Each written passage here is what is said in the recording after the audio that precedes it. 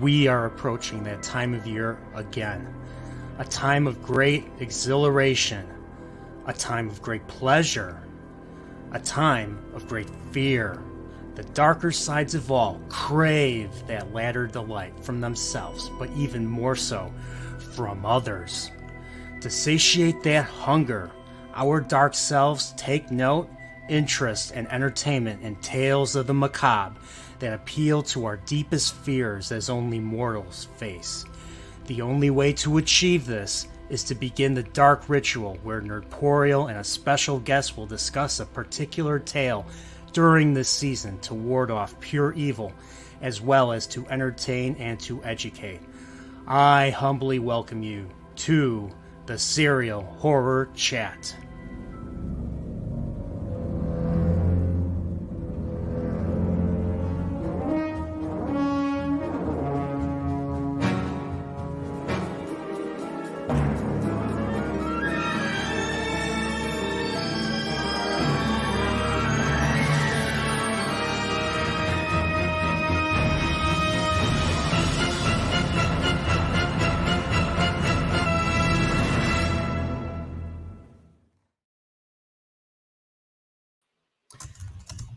Yeah, I put that together this morning. What do you think? Nice. You know what? Honestly, I want to say you do such a great job. I think of putting together these intros and stuff like that. That was really good. Chat, everyone say how great that was. Yeah, I need the validation. The It's got the millennial sound. It's a whole audio visual experience. It got me pumped to be here. So thanks for having me. No problem. So once again, welcome to Serial Horror Chats, the latest episode. I don't even remember what this is, episode 5, I think. I don't remember. But we're here to talk about Jaws because Pips here is not a horror fan. You're more of a thriller guy, aren't you? Yeah. Thriller, Yeah. So, there are some horror movies that I've seen that I, enjoyed, appreciated, but it's always been the suspense kind of aspect of the horror genre that I've really actually liked. And so much, especially modern horror, really just revolves around kind of jump scares and stuff like that. And, sort of blood and gore, sort of the Saw style kind of thing. Right. And that's just never really appealed to me. So, I like the kind of suspense thriller. And this is, I think, a kind of bridge between the two, because while I definitely categorize this more as a thriller or a suspense sort of drama, right? Jaws is a part of the American sort of like horror psyche, right? Like, this movie is the reason that Americans are afraid of sharks, right? And it's crazy when you have a movie that is able to inspire such fear in like generations of people, sometimes without them even knowing that that's the thing behind the fear. I'll say this. When I was a kid, I was afraid to go. I don't think I really remember seeing Jaws, or at least the movie itself, but I knew of the movie and I knew of sharks. I was afraid. I was 5 years old. I was afraid to go in the swimming pool because you know how like the swimming pools have like, the black lines that, you when you swim across, I thought those were sharks. I thought those were sharks, and nobody could get me to go in the pool when I was 4 or 5 years old. So, it's funny you say that. I swam and played water polo and, sort of aquatic sports for a long time. And I think the entirety of my time swimming laps, that was a hammerhead shark that was chasing me in the pool, making me go faster. Oh, really? So I caged the fear, used it, Used it, made yourself stronger. Okay, some Sith magic right there. Exactly. So, but yeah, there were points like I was even nervous about going to the beach, especially whenever I go to the ocean. Like I was always worried about shark attacks. I've seen pictures like they show in the movie in books of shark major shark wounds. It's crazy. But luckily, since I live in Chicago, I live by Lake Michigan. I don't need to worry. I can go to the beach there because fresh water. All I got to worry about is Asian carp. That's it. So, are you telling me that when you go out and swim in Lake Michigan, out in the deep waters, you don't have any fear? You just you're out there, you're enjoying it, pleasure. No, I mean, I don't Are know. you Something familiar? about swing amongst fish. Always just now. No, Hmm. Are you never. familiar with the term thalassophobia? No. It's the fear of deep waters, and I will say I've spent a lot of time out on the water, scuba dived a lot and stuff like that. Swam. I'm a really comfortable swimmer, but man, something about being out in just the black deep water. It gets to a part of the it gets to the part of the mind. It's like darkness, right? Like the fear of the it's like unknown. the abyss. It's like Yeah. staring into the. If you want to go Nietzsche, it's like staring into the abyss. The question is, does it stare back at you? In this case, those black eyes, they stare back. It's funny. I actually. What's funny is when I hear the term "blackest of eyes," I actually think Halloween. But you know what? I think John Carpenter stole that from Jaws because obviously Jaws came out first. Halloween came out in '78. Jaws came out in '75. But like just saying it's like the doll's eyes, or in Halloween he says it's like the devil's eyes. I mean, the thing was he compared Michael Myers to the Jaws shark. Like he's supposed to be an unstoppable force that just is larger than life. And I mean, this movie, this movie really started the sub horror genre where you have these monsters, these Yeah. sea monsters, these like you have your orca, your alligator, your anaconda, all those type of movies owe their existence to Jaws. Of course the source material. I don't know if you're familiar, but the Jaws was based off of a novel by Peter Benchley, and they took a lot of. What's funny is they took a lot of liberties with the book. They got rid of a lot of the subplots, and well, certain characters die that don't die in the movie. So, Mm-hmm. but yeah, so yeah. So the first movie I saw was Jaws 3, where they're in SeaWorld. So you had Dennis Quaid and you had um, Lou Gossett Jr. I don't know if you've seen that one, but that was the first one I saw, and I thought that was Jaws. I thought that was Jaws. I didn't until I heard it was called Jaws 3 or 3D. I think that I've seen Jaws 2 a long, long time ago, whereas the original Jaws I've seen probably 4 or 5 times, and every time I watch it, it's all like it's one of those movies where like it just lures you in, right? Like I was just watching it again for this chat, right? And I was started out. I'm like, okay, I'm gonna take some notes because Nerdporial, he's a professional, right? And I'm gonna try and figure this out. I got to get my stuff together, right? And then like 30 minutes into the movie, I'm just like, I'm just gonna watch this movie. Sorry. Salty says Jaws 3 and 3D so much suck. Yeah, I hear but what's funny is that's not the bottom of the barrel. The bottom of the barrel is actually Jaws: The Revenge. That's considered the worst movie of all time, which I don't agree with, but still. I'm not sure I've seen that, and I almost want to see it now because chat, you can hate me for this. I enjoy Sharknado, so maybe I'll go watch Jaws: The Revenge. There's something about like really atrocious horror movies, and Sharknado is probably not even really a horror movie, but It's a comedy. yeah, it's a comedy horror. There's something about that genre that is just it's just fun to watch. You just sit there, you have a few drinks, you're laughing, you're talking shit about the cast, and you're like, who is this person? Like, it's like horror movies of that sort are irreverent.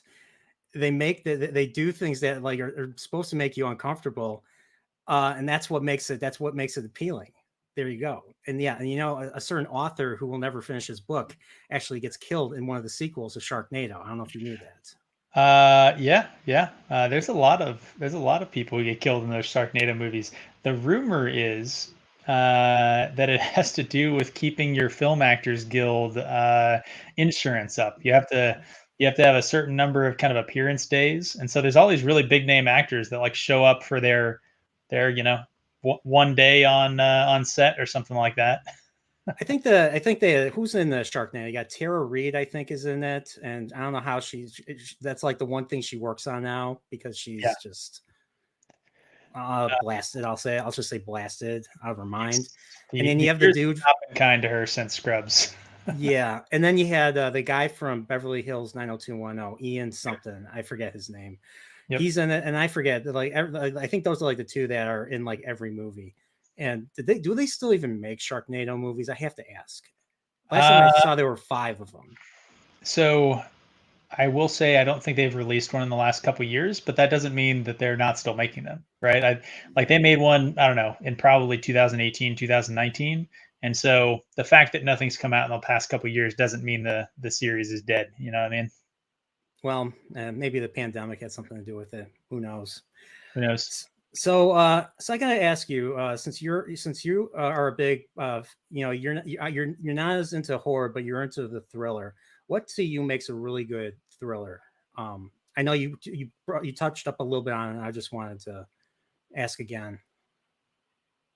Oh man, straight out of the gates with the hard questions here, huh? Like just have to sort of self-analyze. There's no wrong answer. There's no wrong. That's a fun thing. There's no wrong answer. um, I think honestly, the thing that's required in a thriller that is not required in a horror, right? In a thriller, you have to have strong characters. In a horror movie, it's kind of about what happens to the character. In a thriller, it's about what the character does, right? So I think that's maybe how I would distinguish the genres kind of in my mind, that a thriller is a drama in a horror setting, and a horror is a sometimes action, sometimes comedy, sometimes whatever in a horror setting. So to me, it's all about the characters. Okay. What about the idea of suggestion? So one thing that Alfred Hitchcock was known for was being Mhm. suggestive, having suggestion in his movies. Like you don't really see exactly what's going on, but it's widely hinted Yeah. to and suggested. Like he talks about was in an interview. He talks about there's two people sitting eating lunch, and then there's a bomb under the table. The audience knows that there's the bomb under the table, but the characters in the movie don't know that there's a bomb under the table. And that just having that idea really builds like tension and suspense throughout the entire picture.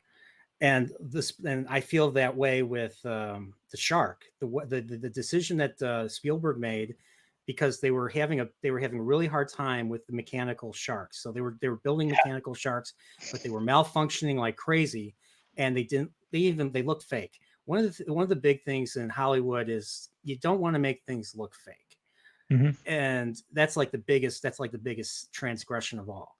So Yeah. what do they do? Well, great way to the solution to that is to just simply show it from the shark's point of view, and it's brilliant. Seeing the underwater shots in this movie, Yeah. and I included as many as I could in the opening.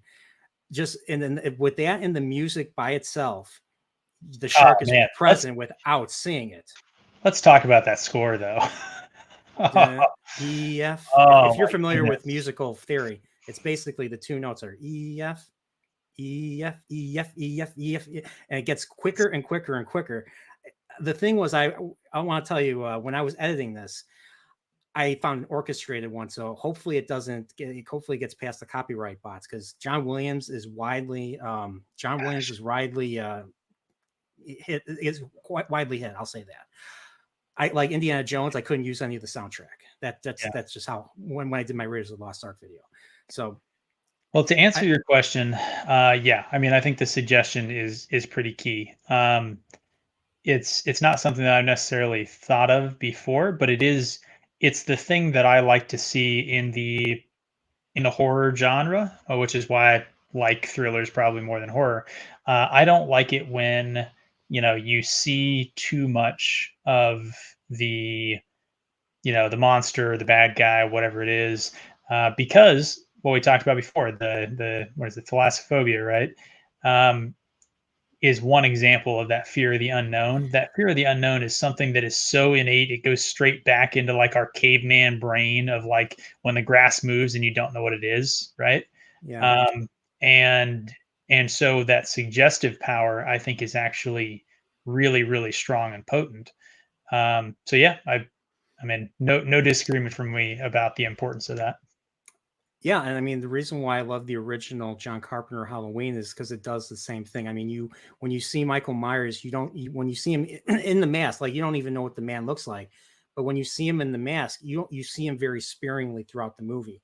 Most of the time, you see just his shoulder or you see his lower body, and that's it. Or you might see some like of like the lower part of his mask, and that's it. Other than that, it's either far away shots where you can barely see him. And they're really quick, like you were Mhm. like what did we just see? And I think it's and especially relevant. that was a really slow burn. That movie was a really real slow burn. Like the tension was like Mhm. beyond I know a lot of people, yeah, I know a lot of horror fans, I think a lot of horror fans probably should like the original Halloween. All the other movies, not so much. The other movies are, they fall under that, tropey, Yeah, jump scares and gratuitous scenes. Well, the gratuitous scenes are okay, but the gratuitous scenes are a little too long, yeah, and then they all end the same way. It's formulaic. Final girl this, and yeah. yeah. I And think the thing you're saying about the quick cuts, not showing too much, I think it's especially relevant to have that conversation today because so much now relies on CGI instead of practical effects. And even the practical effects work, I think, has gotten worse as it is less critical to the industry, and so there's less really, really talented practical effect artists that are working on films because so much of the difficult practical effects now they just use CGI. So why would you need to have that skill? Um, and so many movies today are harmed by the fact that they show us the monster too much. And to go back to what you said originally, like the worst thing you could do is make something look fake. And a lot of what ends up happening is that uncanny valley effect of you see the thing too clearly for too long and it just looks off. Um, and Jaws is a great sort of lesson on that because, like you said, the sharks do not look good. you know, the And like there's a the worst shot 5 in the minutes of the movie. movie. There's a shot in the movie where you can see through the shark. Like you can like it like you can see through it. Like there's light coming out of the shark. It's a quick Mhm. shot, but you can see it. So, Yeah. but would I forgive for what they did in the movie and they showed it really briefly? Could I forgive that? Yes, because of what the movie manages how to make you feel. If the movie if the movie if like to me a good horror movie or a good thriller, something that has to engage me, I have to be emotionally invested. It has to move me, or it has to scare me, or it has to like give me the heebie-jeebies, Yeah. the good way, not like like gross out shit. Like gross out shit is, I mean, that's if you can't create the terror or the horror. Something Stephen King said in his book Dance Macabre, when he's writing and he's being creative, he he wants to create terror. Terror is the ultimate type of horror. Terror is the ultimate type of thing you want to scare people or scare your viewers with, or scare your readers with. If you can't do it, because terror is like basically fear of the unknown, whereas horror is the fear of what's in front of you, what's coming towards you, something grotesque, something evil. Um, or if you can't do that, then you just do the gross out. You just do the gross out just to get under people's skins. And so, but this movie creates there's a terror to Jaws, and that's why Yeah. this movie is considered one of the best of all time. So, so you want to get into the movie itself? Let's do it. All right. So I'm sure you guys all know how this movie begins. We're in the island of we're in the island of Amity, or I'll just call it Martha's Vineyard because that's basically where it was. So we're in Yeah. the fictional we're in the very inclusive town of Martha's Vineyard, and there's but basically kids come teenagers, college kids come out to drink, to hang out on the beach, to play the harmonica, play the guitar, and to chill. Well, a guy's just in there, cigarette in hand, drink. And I'll be honest, the drink saves his life. Him drinking saves his life. That's a one thing Hey, that came to my realization. He did not go after the girl, and he drank too much, and it saved his life. I don't know if that was. I'm assuming it was meant to be. I'm assuming that it was meant to be in this that's movie. that's uh that's art imitating life. Yes. So guy goes up to a girl. They look at each other, and instead of instead of talking to him, she runs away, and then she just starts stripping naked. And he's like, "What are you doing? I can't. I'm too drunk. I can't run after you." And then she's like, "Come on, go swimming with me." And she runs into the water. He tries to take off his clothes, but he passes out. He passes out on the beach. She Yep. run and she's swimming. I don't. I it, the shots here were different. So there were different shots. There was a shot that looked like it was filtered to make it look like it was night, and then they showed Yeah. shots of the of I think I'm assuming it was sundown, or it So was a that is sunrise, or no, that sunrise that because it is was in the actually one east. of the interesting things about the filming in that scene, right? Because on one hand, I think it's really iconic in a good way, right? Like it does a good like night shot. But but when you do go back and watch it, there's two different angles that the camera uses that show the sun. One's kind of behind clouds, the other is just kind of low on the horizon, and it's clear that they're color filtering to get the sort of nighttime kind of effect. Um, and it is like yeah, a little bit of a miss there. And it's funny because it actually does a direct comparison to things that we've seen relatively recently, like on House of the Dragon, the 2 episodes ago, where they tried to make things look like night. And still, 1970s, even with some things that you can nitpick about, had a great scene that looked like it was nighttime. You could get a sense of the time that was going on. But really, what I wanted to say here is I think this is the perfect example of a great classic thriller hook, which is that you just have a absolutely stacked damsel in distress. Yes, yes. I mean, like, there's no red-blooded man who's ever watched this movie and it's like, I forgot that scene. Liar. We'll talk about the color red pretty soon because color red's pretty important in this movie, especially the Spielberg. Spielberg's rule was no red in this movie whatsoever unless it's blood. That way, if you see red, it's impactful, and it works. so when only time you ever see red is when you see blood in the water. That's pretty much it. And when you see blood in the water, you know shit's going down. Yeah, you We do. don't see any. I don't think we see any blood in the scene. We just see. We don't even really see her drowning underwater. We see it all from above the surface. The only time we see below is when she's swimming and when the shark is stalking her. And I love the sound when they're in the water. Like I watched it on my TV, but then I was trying to rewatch it just now. I didn't quite finish it just to do the stream with you, but listening to it on your headphones, wow, the sound design with the music is like out of this world. Like you want pure atmosphere, this movie provides it. Like especially this opening scene, especially all the underwater shots. I think there's actually a lot of good examples of that. One of the ones that I was going to bring up was when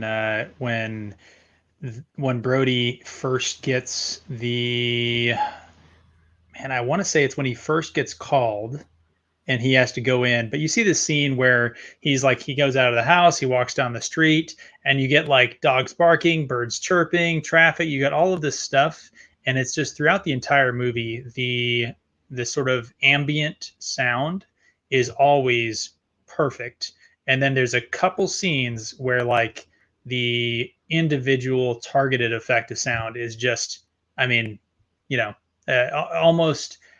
almost a meme now sort of at this point of like how well they did it, like nails on a chalkboard, and like everybody knows exactly what you're talking about. And this movie just executes flawlessly on so many things when it comes to sound. And hey, I mean, it starts with the score. Like you said, that guy is legend. Like you hear so much, like you hear radio, you hear radio in the background. And actually what's funny is I think my Blu-ray, my 4K Blu-ray actually has, and this because I always have the subtitles on, Mm-hmm. it actually lists out what they were saying in the radio because you can't really hear the radio clearly until you can't really make head or tail what they're saying in the radio unless you have the subtitles on. But like, You yeah, mean yeah, you mean in general? Because the radio is on a lot of times in the show, or do you mean like kind of once or twice where it's really in the distance? like just for instance, when the I think when they're at home, like the first time we see Brody, he's getting out of bed or Okay. something, and we hear the radio and everything. So yeah, Okay. in general, I generally believe I don't honestly I don't even remember. Speaking of radios, we'll Time get for a to rewatch. speaking of radios. Yeah, Brody and Brody. We'll talk later about Brody, Quint, and the radio Yeah. saga. But so the girl gets okay. Going back to the beginning, so the girl is swimming, and then she's just like, "Come on in, come on in," and then all of a sudden, yoink, she gets yoinked in. She's like, "What's going on?" And then she gets yoinked again. She gets pulled one way, and then she gets pulled another way. So apparently they tied ropes to her. So apparently she was wearing pants, even though she was naked. But when she was doing the scene, she was wearing jeans, and they tied like a couple of ropes to her.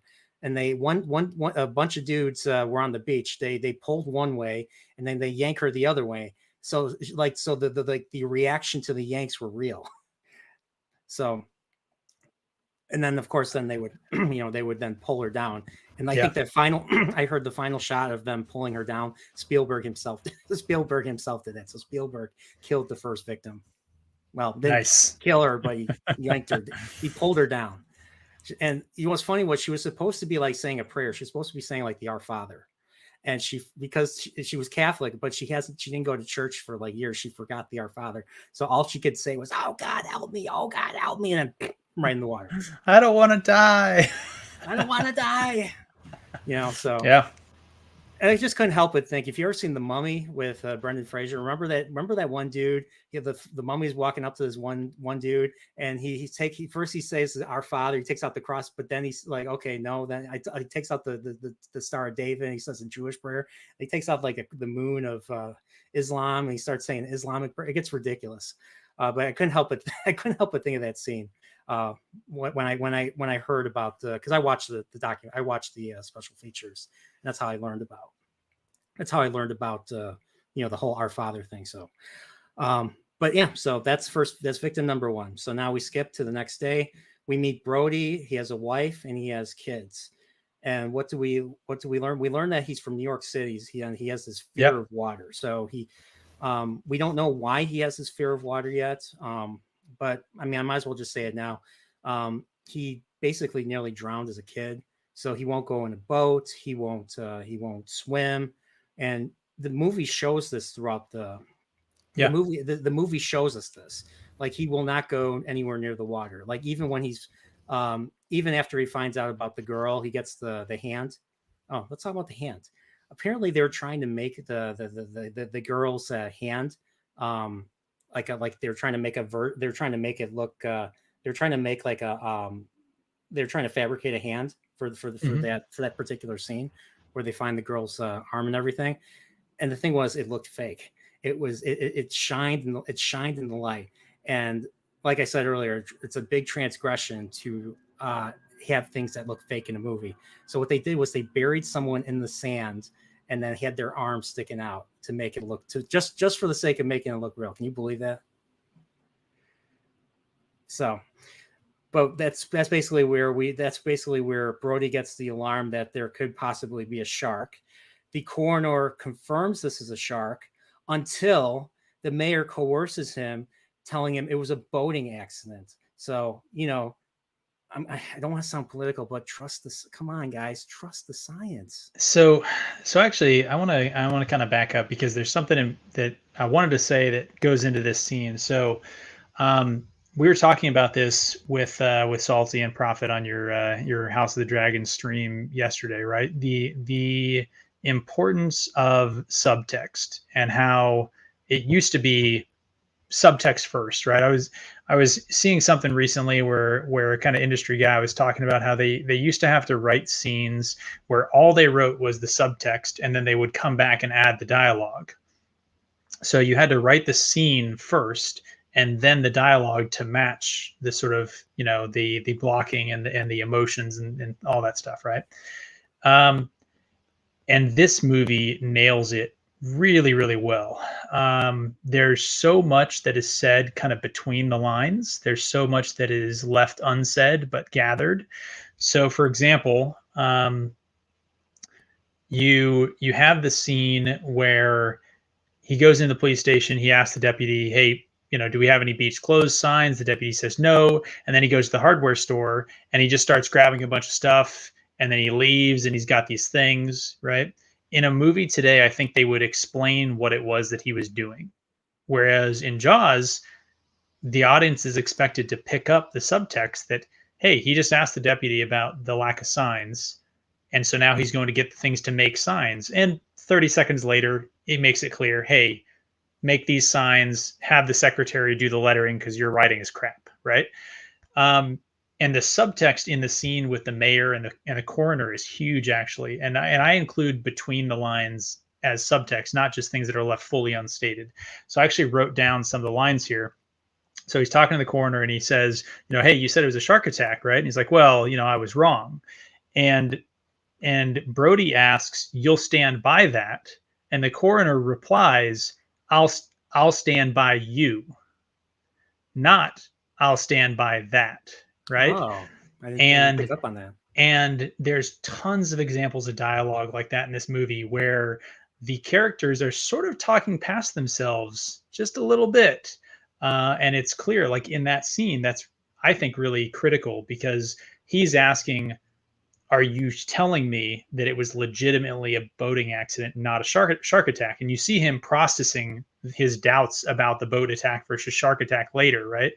But the coroner doesn't answer that question because the coroner knows that he's lying right now for political reasons. Mm-hmm. But he's like, "Oh, I'll back you if you say that it was a shark or a boating accident." He's not actually backtracking from what he knows is the truth. And man, I love the way that this movie does those types of subtle character plays.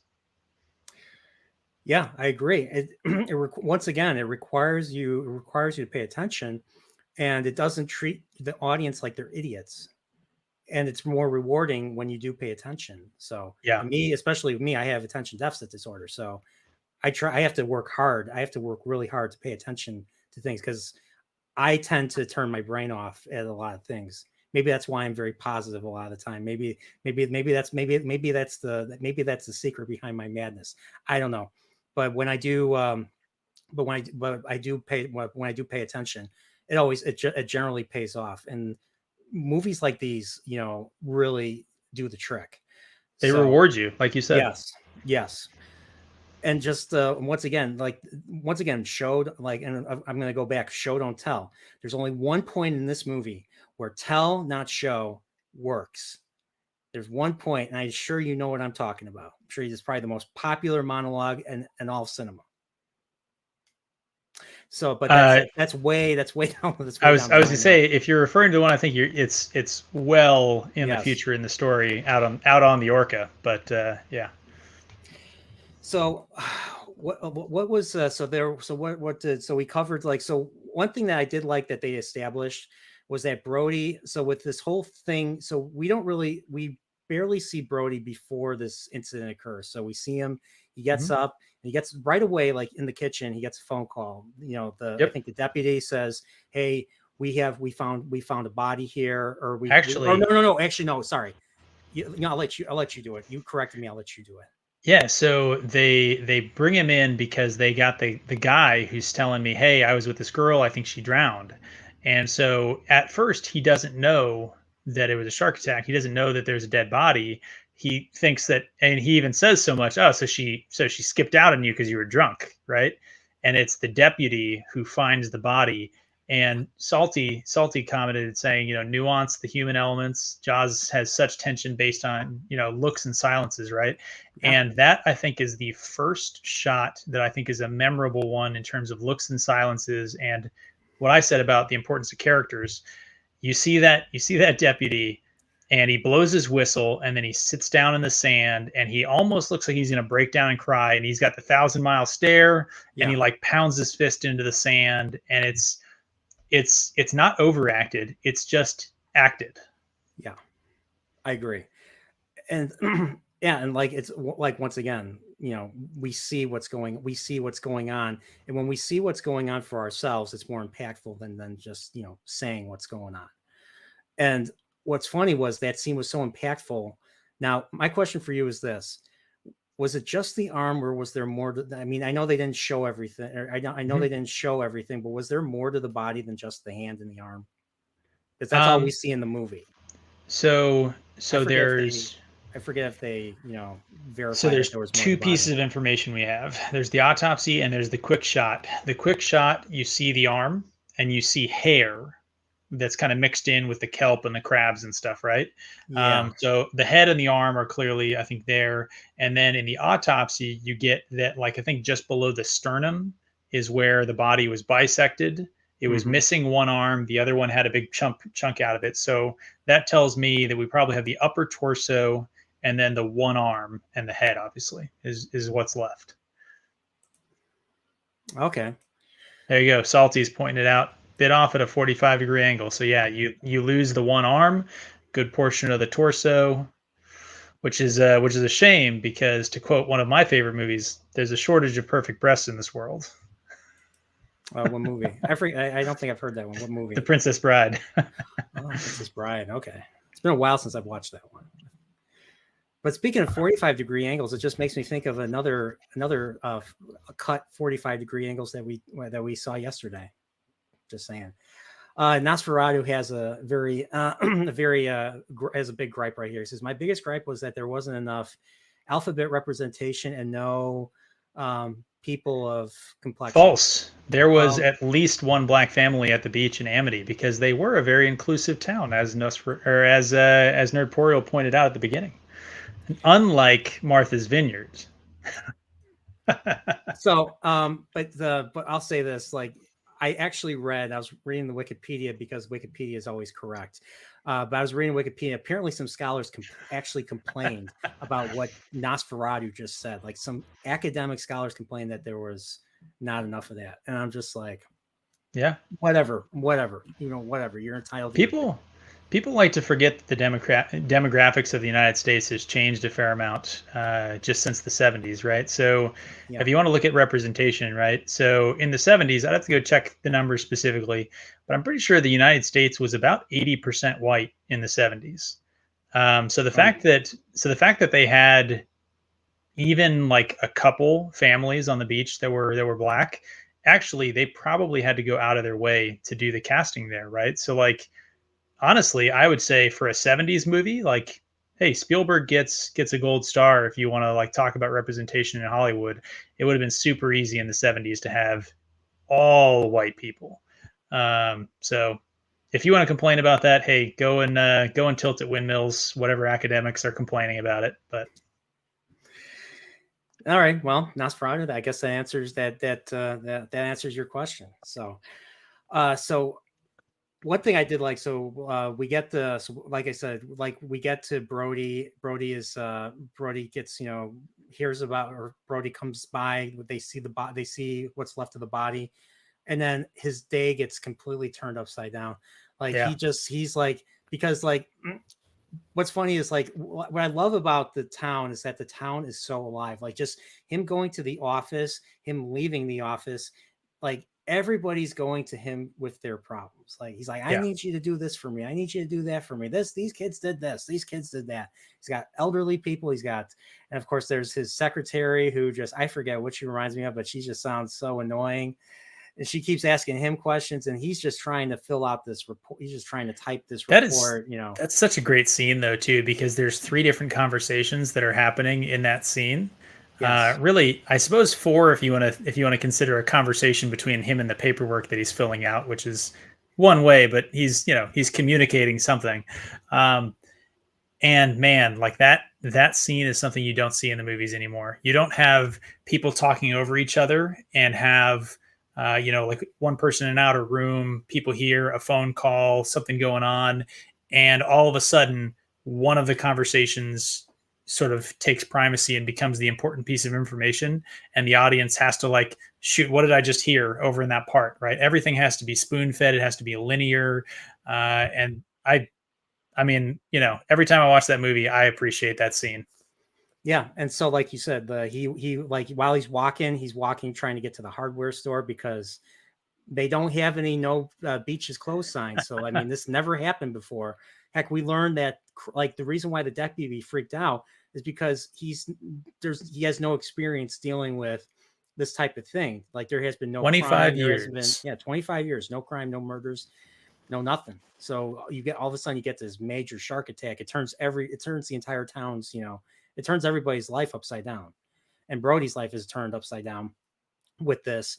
So he goes to the hardware store, gives him like you said, gives him the signs and the markers to make the paper and everything to make the signs. And then right after that, then Mayor, I forget what was his name, Larry, whatever his name, I forget the mayor's name, but the mayor, like he's trying to, so the first thing he does, he has to get everybody out of the water. So there's this swim team. And since you said you're a swimmer, I'm sure you were on that team and stuff. He's trying to he's taking the ferry. Not in the 70s, but well, not in the 70s. Well, yeah, of course. But he's trying to take the ferry to get there, and he's trying to get everyone out of the water. But when he gets away, right before he leaves, the mayor and his posse kind of drive in, and they kind of accompany him, and and then they have a conversation. mm-hmm. And he's like, we're not closing for the 4th of July. We can't do that. Revisiting the subtext kind of thing, right? So with that shot, they could have had that conversation happen anywhere, right? Yeah. But they had it happen where they drive onto the ferry, they get out, they come and sort of, corner him sort of on the ferry. They have this conversation. It feels very clandestine. And then the ferry gets to the other side and they talk to the ferryman, hey, you can take us back now, right? So clearly all they were doing was having this conversation, and the idea of having the conversation out on the open water away from anybody made it have that feeling of sort of conspiratorial, that vibe. Yes. And again, just, something that I think a lot of scenes don't try and do in modern film is they don't try and use the setting to actually leverage and move the story or even improve the story. Yeah, and and especially when you say conspiratorial, I mean it really impacts the scene where and I'm going to be going far ahead. Well, not too far ahead, but when the mother of that boy, the redheaded boy Alex, who's the second victim, confronts Brody right when they catch that tiger shark. Yep. And she's like, "You knew, my son is dead. You knew. I want you," and she repeats it, "My son is dead, and I want you to know that." And he's just like, yeah. And of course, the mayor right away says, "No, she's wrong. She's wrong." So I have to ask you, would you consider the mayor a villain in this? I mean, because no. it's a hard. I know it's a hard one because he's doesn't quite make it. Villain, especially with how he changes throughout the movie, especially after that second incident. Yeah. So the change is why he's not the villain, right? And I think Spielberg did a great job with that. I mean, in terms of making him not be the villain, because there's only one villain in the movie, right? There's only room for one villain in the movie, which is a problem with a lot of all the Jaws clones. That's the problem with all the Jaws clones. You have to have your beast villain, and then you have to have your human villains. And it's also a problem with the Godzilla films too. You have to have your dumb human villains, and it's just And they put more time into the human villains than they do into the monsters, which is what people want to see. That's why people go see these movies for the monsters. And often the human villains still are underdeveloped and they suck. Whereas this guy was very well developed, right? Like you felt like he really understood his motives, his sort of, why he was making the decisions that he was making. You could empathize with him as a character, especially after you get that line and his change, right? By the way, so I wouldn't consider. Sorry. By the way, the book reveals why he is so adamant about not closing the beaches and keeping the tourists, I have not read the book of wealth. I have not either. I didn't even know there was a book. So what does the book say? The book, well, apparently and this was cut out. Like all the subplots in the book were cut out, and a lot of the stuff in especially in the first like 2/3 of the book were completely changed for this. But the mayor had ties to the mafia. The mayor had ties to the mafia who are invested in property on Amity Island, and that's why I'm glad they changed that. That's why he does what he does. I'm glad they changed that, because that's what you're just talking about. You always have to have the human villain, right? I'm glad that they got rid of that, because what I like about him is that there's sort of the famous like Ash, something in Ash psychological experiment about like the electroshock, like could the average person have done the sort of like Nazi doctor kind of thing, right? And they determined like, yeah, every human has within them the ability to do evil, right? I agree. And I think that's what's good about the mayor in the movie, which is that he is not a bad person. What he is he's a small town mayor that was elected to be a figurehead in a town that just kind of runs itself and does its own things. And all he does is he does the annual fair. There's no problems. There's no crime. Kiss the babies, smile, exactly. wave to everybody. Exactly. He's just a guy that they decided, well, we have to have a mayor, so you can stand there and do nothing, right? And he finds himself in an actual crisis and is ill-equipped, right? So he's actually kind of a victim of the shark. I like that they didn't try to shoehorn in a second villain, because like I said, there's only space in this movie for one villain, and that's one of the things I love about it. Yes, I agree. And what's funny is the shark is present. Like the shark is present throughout the entire movie, even when they're not on the land, even when they're not on, not on the ocean. The shark's presence is still felt because of everything that's going on. The fact that it turned the entire town upside down. The island upside down. I like stories that do that. I like stories that manage to do that. Like they take an event and it affects everybody, and they really flesh out how it affects everybody. Another movie that kind of does that, but they don't have a shark. It's more about young girls vanishing. There's a movie called Picnic at Hanging Rock. It's an Australian movie, came out in the 70s. They remade it on Amazon not too long ago. It's about they remade it or they released it? Well, they remade. So there was a movie. It came out in the 70s, and then they made another. They made another adaptation as a series on Amazon.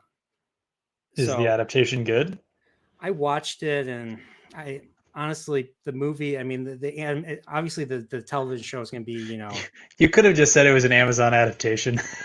Yeah, I mean, I watched it. I was like, it's okay, but I actually prefer the movie because the movie is quicker, gets quicker to the point, and it's kind of the thing that rhymes with smoke. It kind of rhymes with smoke. They've done their share of swapping, pigmentation and everything. Because this is Australia in like 1900. So it was either you either had your natives and you had Caucasians, and that's it. So it was weird saying melting pot. So but that's just my opinion. Amazon adaptation. But basically what happens in that is these young girls, it starts off like a Pride and Prejudice, Sense and Sensibility, girls, well, we're talking about boys and we're it's one of those old tales, like, Little House on the Prairie type of thing. But then they climb up a mountain. They're having a picnic. They climb up a mountain and these three girls vanish. And it messes. This is supposed to be the story about this school, this charter school or whatever. And everybody's lives are affected by these three girls' disappearances. Like it gets crazy, and it's a great movie. And the parts where they disappear is some of the creepiest soundtrack I've ever heard in a movie. And I'm not into Little House on the Prairie, but if it has effed up stuff and effed up situations, I'm in. So, but kind of made me think of that. To kind of derail my own chat, or to derail my own stream. I guess we're going to need a bigger stream. So. Oh, he said the thing, guys. He said the thing. He said the thing. I also said in my tweet too, because I just love to be cheesy like that. So We didn't bring this up actually in your House of the Dragon stream yesterday. They what? said they said the House of the Dragon. They said the name of the show in the show, and nobody we forgot to bring it up. Oh my gosh! I don't know how we missed When that. did they say that? Did you rewatch it? Did you rewatch No, it? I didn't. I just meant to bring it up, and I didn't. And now that I'm, you know, how you have like sort of drunk recollection. If you get to the same level of drunkenness, and then you recall the same. I think that was in Beer Fest. I was this drunk when I was watching Beer Fest. It's been a while since I saw Bear Fest. Great movie. Yes, Viserys has given his speech, and he says the House of the Dragon cannot be divided. And you're like, oh, he said the thing. Yeah, that's right. That's right. That's right. Oh, but like we said yesterday, Viserys was probably the best part of him, and Matt Smith were the best part of yesterday's episode. I like that we were talking about this show today after talking about that show, because so much of what I love about this show or this movie is the subtext, the characters, the glances, the lines that nobody says anything, but you can tell what they're thinking. That it's almost like they said it. And the episode yesterday had those moments, and then this movie obviously does. It's what makes it Jaws. Okay. What was I saying? So subtext. So just talking about subtext. Now, I don't think about the term itself, subtext. So basically, subtext is basically when you're you're basically trying to they're saying things, but you're trying to kind of read in between the lines. Is that basically what subtext is? So the explanation that I saw, and I think this was, I think his channel is called "They Call Me Chato" or Cato. Paul. Yeah, I know him. Yeah, Paul. Yeah, I like him. I like him. If anybody hasn't seen him, it's worth checking out. He's a funny channel. He's got some good insights. But he was talking about how even famous screenwriters had to start out. They made them learn the craft of screenwriting, and one of the things they used to do in Hollywood was they wrote subtext only drafts, and then they came back and filled it in. And what he described subtext as is, so you have a scene, right?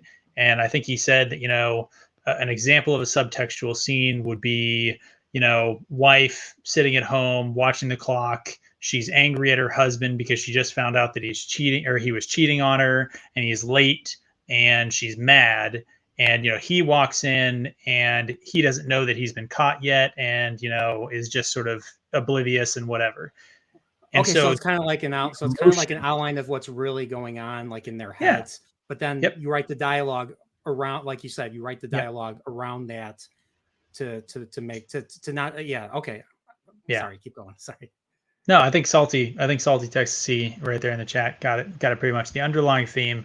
So everything that the scene is trying to accomplish is the subtext, and then the dialogue is just the window dressing, right? The dialogue should be, I mean, we talked about this again with House of the Dragon yesterday.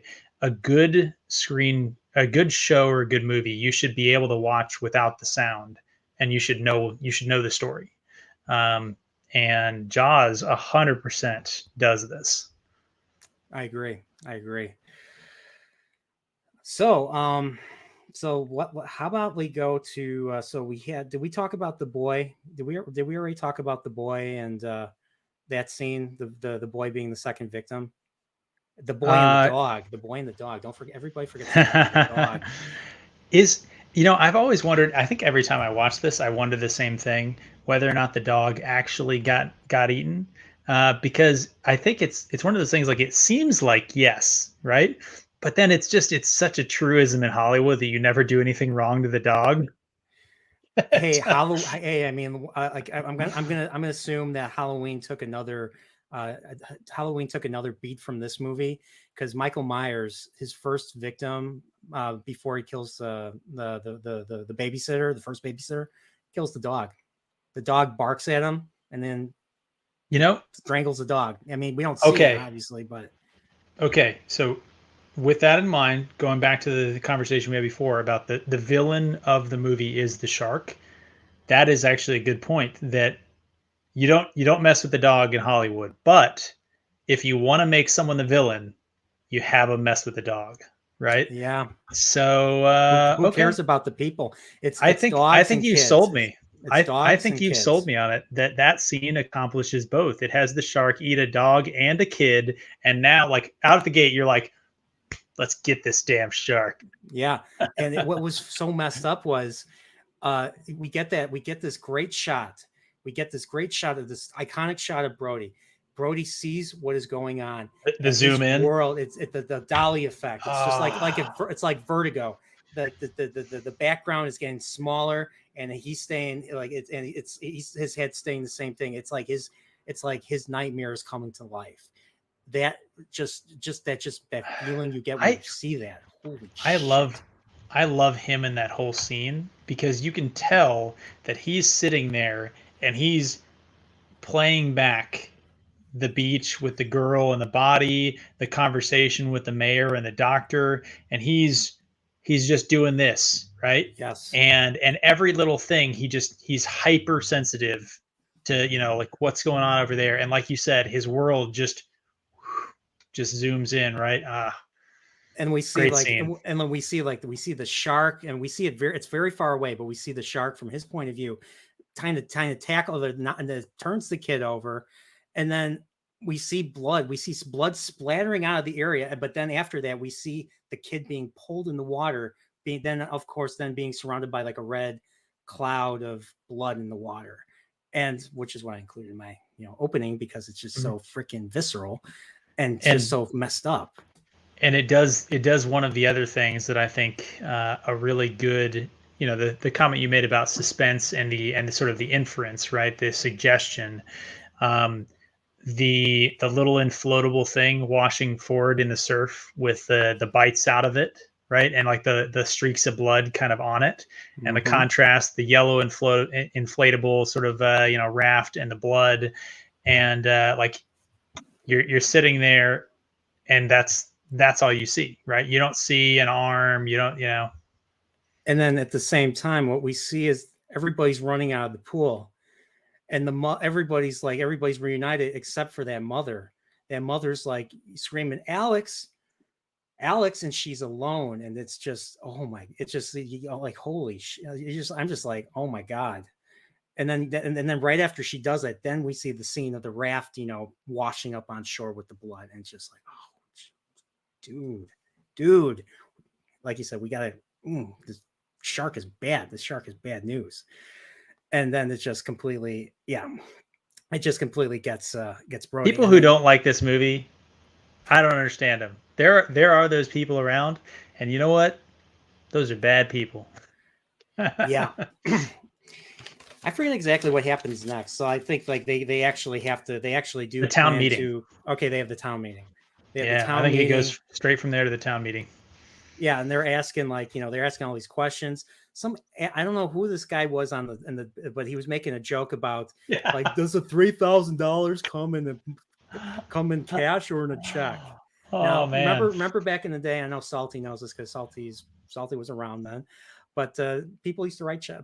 People still do write checks, Hey, I have a checkbook. especially I old write ladies I at write grocery checks. stores. Oh, I you don't write write check. checks in grocery stores. You ever happen to you where you get into the line at the grocery store, and there's like an older lady, and she's just taking up the time writing a check, and then they have to clear the check, and I was just like, oh no, why did I get in the line with old lady with the check? Because I always assume if I see an old lady, I assume they're writing a check to buy groceries. I'm just like, why just use a credit card? Jeez. So Mm. that's just me. Nowadays, the modern example is the person whose chip doesn't work, and they're sitting there and they're inserting, and you have to pull it out. You have to insert it a second time, pull it out, insert it a third time, pull it out, swipe it. The swipe doesn't read. They have to three more times, swipe it again. Mm-hmm. So we get the so yeah like so he wants to get more deputies. They're gonna call and try to get some help from I forget what the name of they're trying to get an oceanographer to help with the deal with the shark issue, and of course they're gonna close the beaches. The lady the lady from the press is like, are you gonna close the beaches? And he's like, yes. And the mayor is just like, because he's the mayor. Mayor doesn't want that. So and then of course everybody's asking questions, blah blah blah. And then we get the scratch on the chalkboard, and who do we meet? we meet the man himself, Mr. Quint. Mr. Quint. Robert Shaw. Have you seen, so I got to ask you, what'd you think of Quint in this first thing? 10,000. He's like, I don't want 3,000. I want 10,000 because I know what I'm doing. I'm a professional. Mhm. You guys are all amateurs. So I feel like the thing that I noticed about that scene, or at least that I noticed about it this time, is one, I mean, again, there's so many things that this movie does that are now tropes that originated with this movie, right? So like the back of the room, nails on the chalkboard, everybody turns around, right? This sort of thing, like, I'm pretty sure that this movie is basically the origin of that scene, right? Yes. Um, I will say I think it's impactful. It's a great introduction to a character. It tells you a lot about his character in the way that he kind of talks. Both, I'll give you again subtextual kind of inferences, right? The way that he talks to the mayor, chief, and then he kind of rolls his eyes, kind of nods a little bit, and says, "Ladies and gentlemen," and then he walks out. Right? Like this is a guy that has a little bit of respect for the chief and no respect for anybody else. Mm-hmm. And Yeah. doesn't have to say anything other than, hey, he gave a how do you do, right? But it said a lot more than that. And then there's the one thing that I've always thought is odd about this. He leaves and an old guy with a dog follows him out, and then we never see the old guy with the dog again. That Yeah. I was scene just kind of, like, I was just like, who is this guy? Like, is he a mate yeah. or something? Yeah, Like, it set it up like he was his mate on the Orca, and you just never see him again. And it's one of the few sort of things that I always notice about this movie, where it's like, eh. did you know that Robert Shaw based his performance as Quint off of another character in this movie? The guy who they find his head underwater. That fisherman. What was his name? What was his name? Oh, I can't Um, remember. I know the scene, but yeah, like there's an awkward moment where Hooper comes in and he meets Hooper, and he just stands right there, just smiles. He's just like, and Hooper's just like, hello. He's like, hello there, and then he makes some sort of weird joke. I'm trying to remember what his name is. Like I had it written down. I can't even read my own handwriting.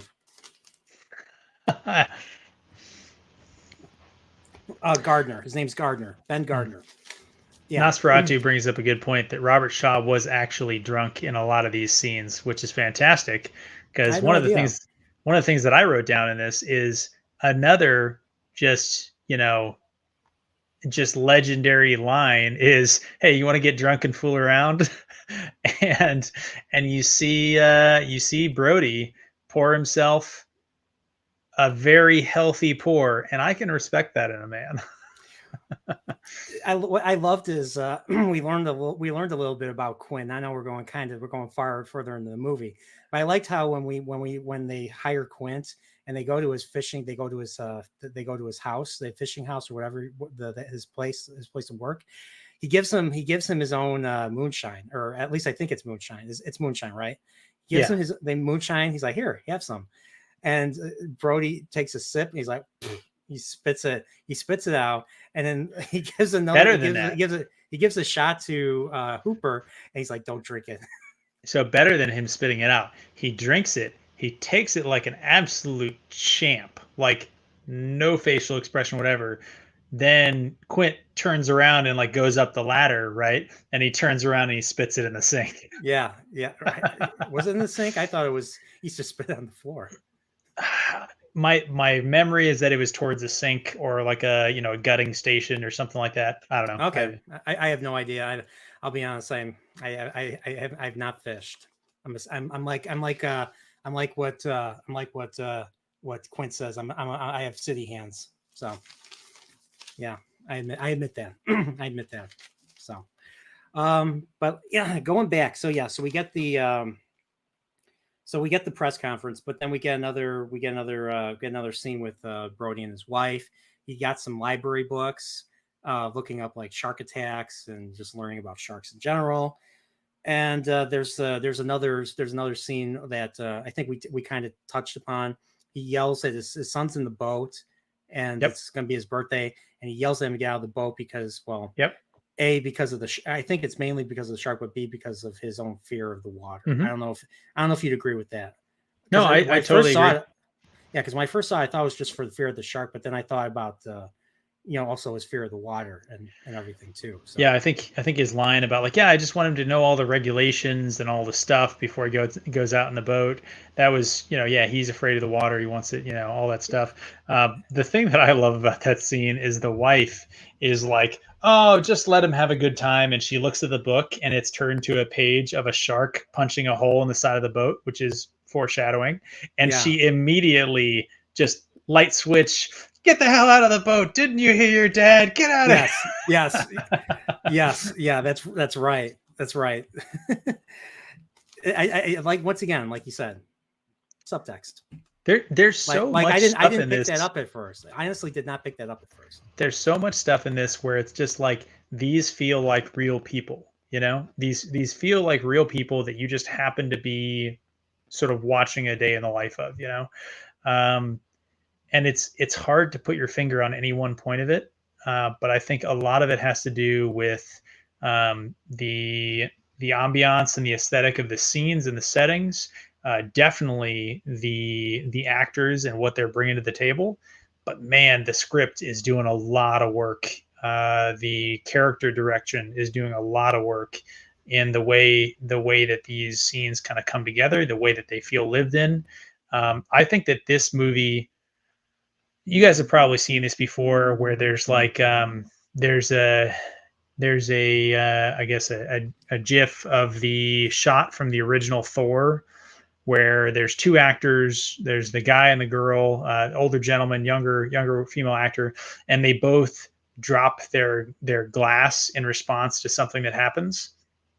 And I'm butchering all this. I can't remember actors' names to save my life, but he's a very accomplished actor. She's pretty new. Stellan Skarsgård, I think, was the old guy. Yeah. Correctly. Yeah. And anyway, what you see in that scene is that they both do the same thing. They both react to something shocking and they drop their glass and it shatters, right? Common trope, right? But he does it in a way where like his hand doesn't move at all, right? Like it looks like, yeah, the glass just sort of slipped out.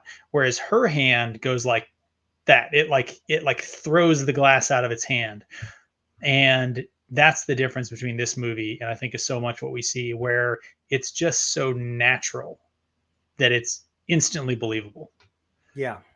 I agree with that. I agree with that completely. But yeah, like it's like nothing, like everything, nothing seems like outrageous or out of place. Like you can believe that you're in an authentic. You can easily suspend your disbelief in this for that reason. So, but yeah, I love that thing. Then we get another scene with the fishermen and the holiday roast. They had the big giant hook, the big giant Texas Chainsaw Massacre hook, and this guy steals his wife's holiday roast. I'm assuming it was I don't even know what a holiday roast is. I don't know if it's supposed to be like a pot roast or something even better, even more tender. Who knows? But it's the 70s, man. Yeah, so they have it tied to the. I think they have it tied to the dock. So they're at the dock. They have it tied to the dock, and the I'll call the. I mean, I don't think one thing when I grew up, I always thought the shark's name was Jaws. I always thought the shark's name was Jaws growing up, so I'll just call him Jaws. So Jaws comes and grabs the holiday roast, and the problem was the shark is so big. We don't see the shark, but the shark is so big and so threatening that it not only takes it takes the roast, but it takes the big portion of the dock with it, and it takes the fisherman that was standing on the edge of the dock with him. So he's falling, he's riding the dock into the open sea, and he's struggling to get back. They're like, come on, get back, come on, hurry up, it's coming. And then we see the dock go after him. So without seeing the shark, we see the dock itself turn around and go after him, and he's struggling to climb. He's like, come on, climb, and they pull him up. And it was like, because I think originally they were going to kill him. They were going they were gonna like bite off his leg or something. But we already see that happen later in the movie. And one thing they said in the special features, especially Spielberg and the writers, was that they didn't want to be repetitive. They didn't want to be repetitive in what they showed. So the fisherman, this was one of the few times the potential victim was not a victim. So I don't know. What do you think of that? Did you like that scene? I thought it was funny. So I do like that scene for a couple of reasons. One, it's another example of a great nighttime scene. It's shot really well, right? It's not too dark, but it gives the right feel, right? The other thing that I like about it is that in another movie, I think that it would seem comical, right? Mm-hmm. Like, I think you get what I'm saying, that like somehow a scene that would be comedic in a lot of movies is not, right? It was scary. It was. And even the lines are comedic, right? The guy's like, hey, like, just trust me, don't look behind, just swim. Can we go home now? I was yes. like for a second, like, what are you guys married or something? Can we go home now? I was like, my wife's gonna be mad about the pot or the holiday roast. Oh, well, $3,000 could buy a lot of holiday roast. You're just like, this is ridiculous. $3,000, yeah. I mean, would you buy $3,000 worth of holiday roast? No, it'd all go bad unless you have people to feed. But like I said, Martha's Vineyard. So going back to so we got the fisherman scene. So we get the so we meet Hooper. I actually really like this. I really liked this scene. So they're on the docks. Everybody and their brother, everybody and their mother is trying to get a boat. They're coming from all over the place to come and try and get that bounty, get that $3,000 bounty with to get the shark. And so everybody's trying to do stuff. And Brody is just like, you can't do this. You can't do that. Give me the dynamite. You can't load your boat like that. And then we meet Hooper, and Hooper just comes off. He gets on the dock and he meets that Ben Gardner fisherman. He's like Hooper's this tall and Ben Gardner's like this tall. And he's just like, hello there. He's like, hello. And he's like, hello to you too. And then I forget, what does he say? What does he say? He's like, you're not going to go out with those nuts, are you? And then just, of course, he just ignores him. And like, totally, like, this whole thing, Brody is not in control of the situation. His deputy is nowhere to be found. He yells at his deputy. He's like, what the hell are you doing? This is your beat. It's like, well, you thought there was going to be more deputies. I mean, it's not my fault. What another great scene, right? So he's on the phone. He's got this guy who's wandering around. So that scene again, outside and inside the little shack, has so much stuff going on. And you see Hooper's showing up. He's got his interactions outside. The deputy's outside being clueless. Brody's on the phone. He's grabbing a handful of, I don't know, rocks or just like whatever is detritus in the shed and throws it at the window and is like, get your ass in here, right? Like, again, I love how much happens in these scenes. It reminds me of there's a thing about Humphrey Bogart talking about the classic, how he was always smoking, right? He was always smoking in all of his movies.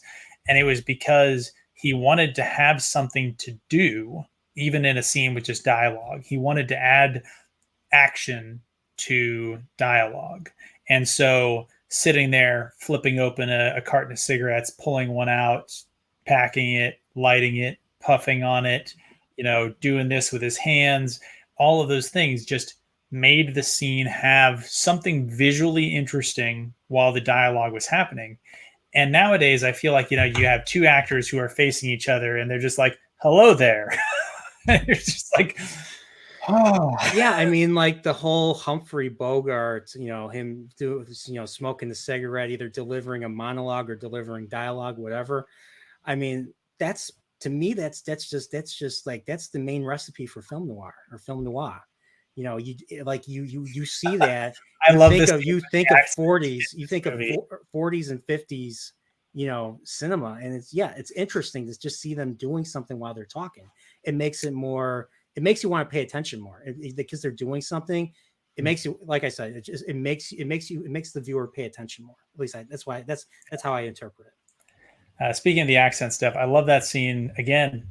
The not having to tell you, the thing about him saying, they must be playing out in the park or something like that. I think, I forget if it was park or something else. He said a word, and his wife said, around these parts they say park, and he sits there and he says, they're out in the yard by the park near the car. And it's like, how does that sound? There's from New York. Oh, when they catch the tiger shark, it was one of the funniest things like that they did. I actually wrote it down. But here I loved I told you that what I really thought was funny in this scene. Right, once again, Brody is out of, like, the whole dock is out of control. Everybody wants to go catch the shark now. And Hooper's there, and Hooper's looking for the chief. Well, he comes. I don't know if he learned who the chief was at this point, but like Brody asks him to tell those dudes on the boat who are overloading their boats to not overload their boats. And he's like, and so Hooper does what Hooper actually obliges and say, "Hey guys, the chief doesn't want you to overload your boats." And they're like up yours, and then he's like, "Can you guys tell me where there's a good place to eat?" "Oh, just go that way. Just look forward." And then they start laughing. They just start snickering. He's like, "Yeah, they're gonna die.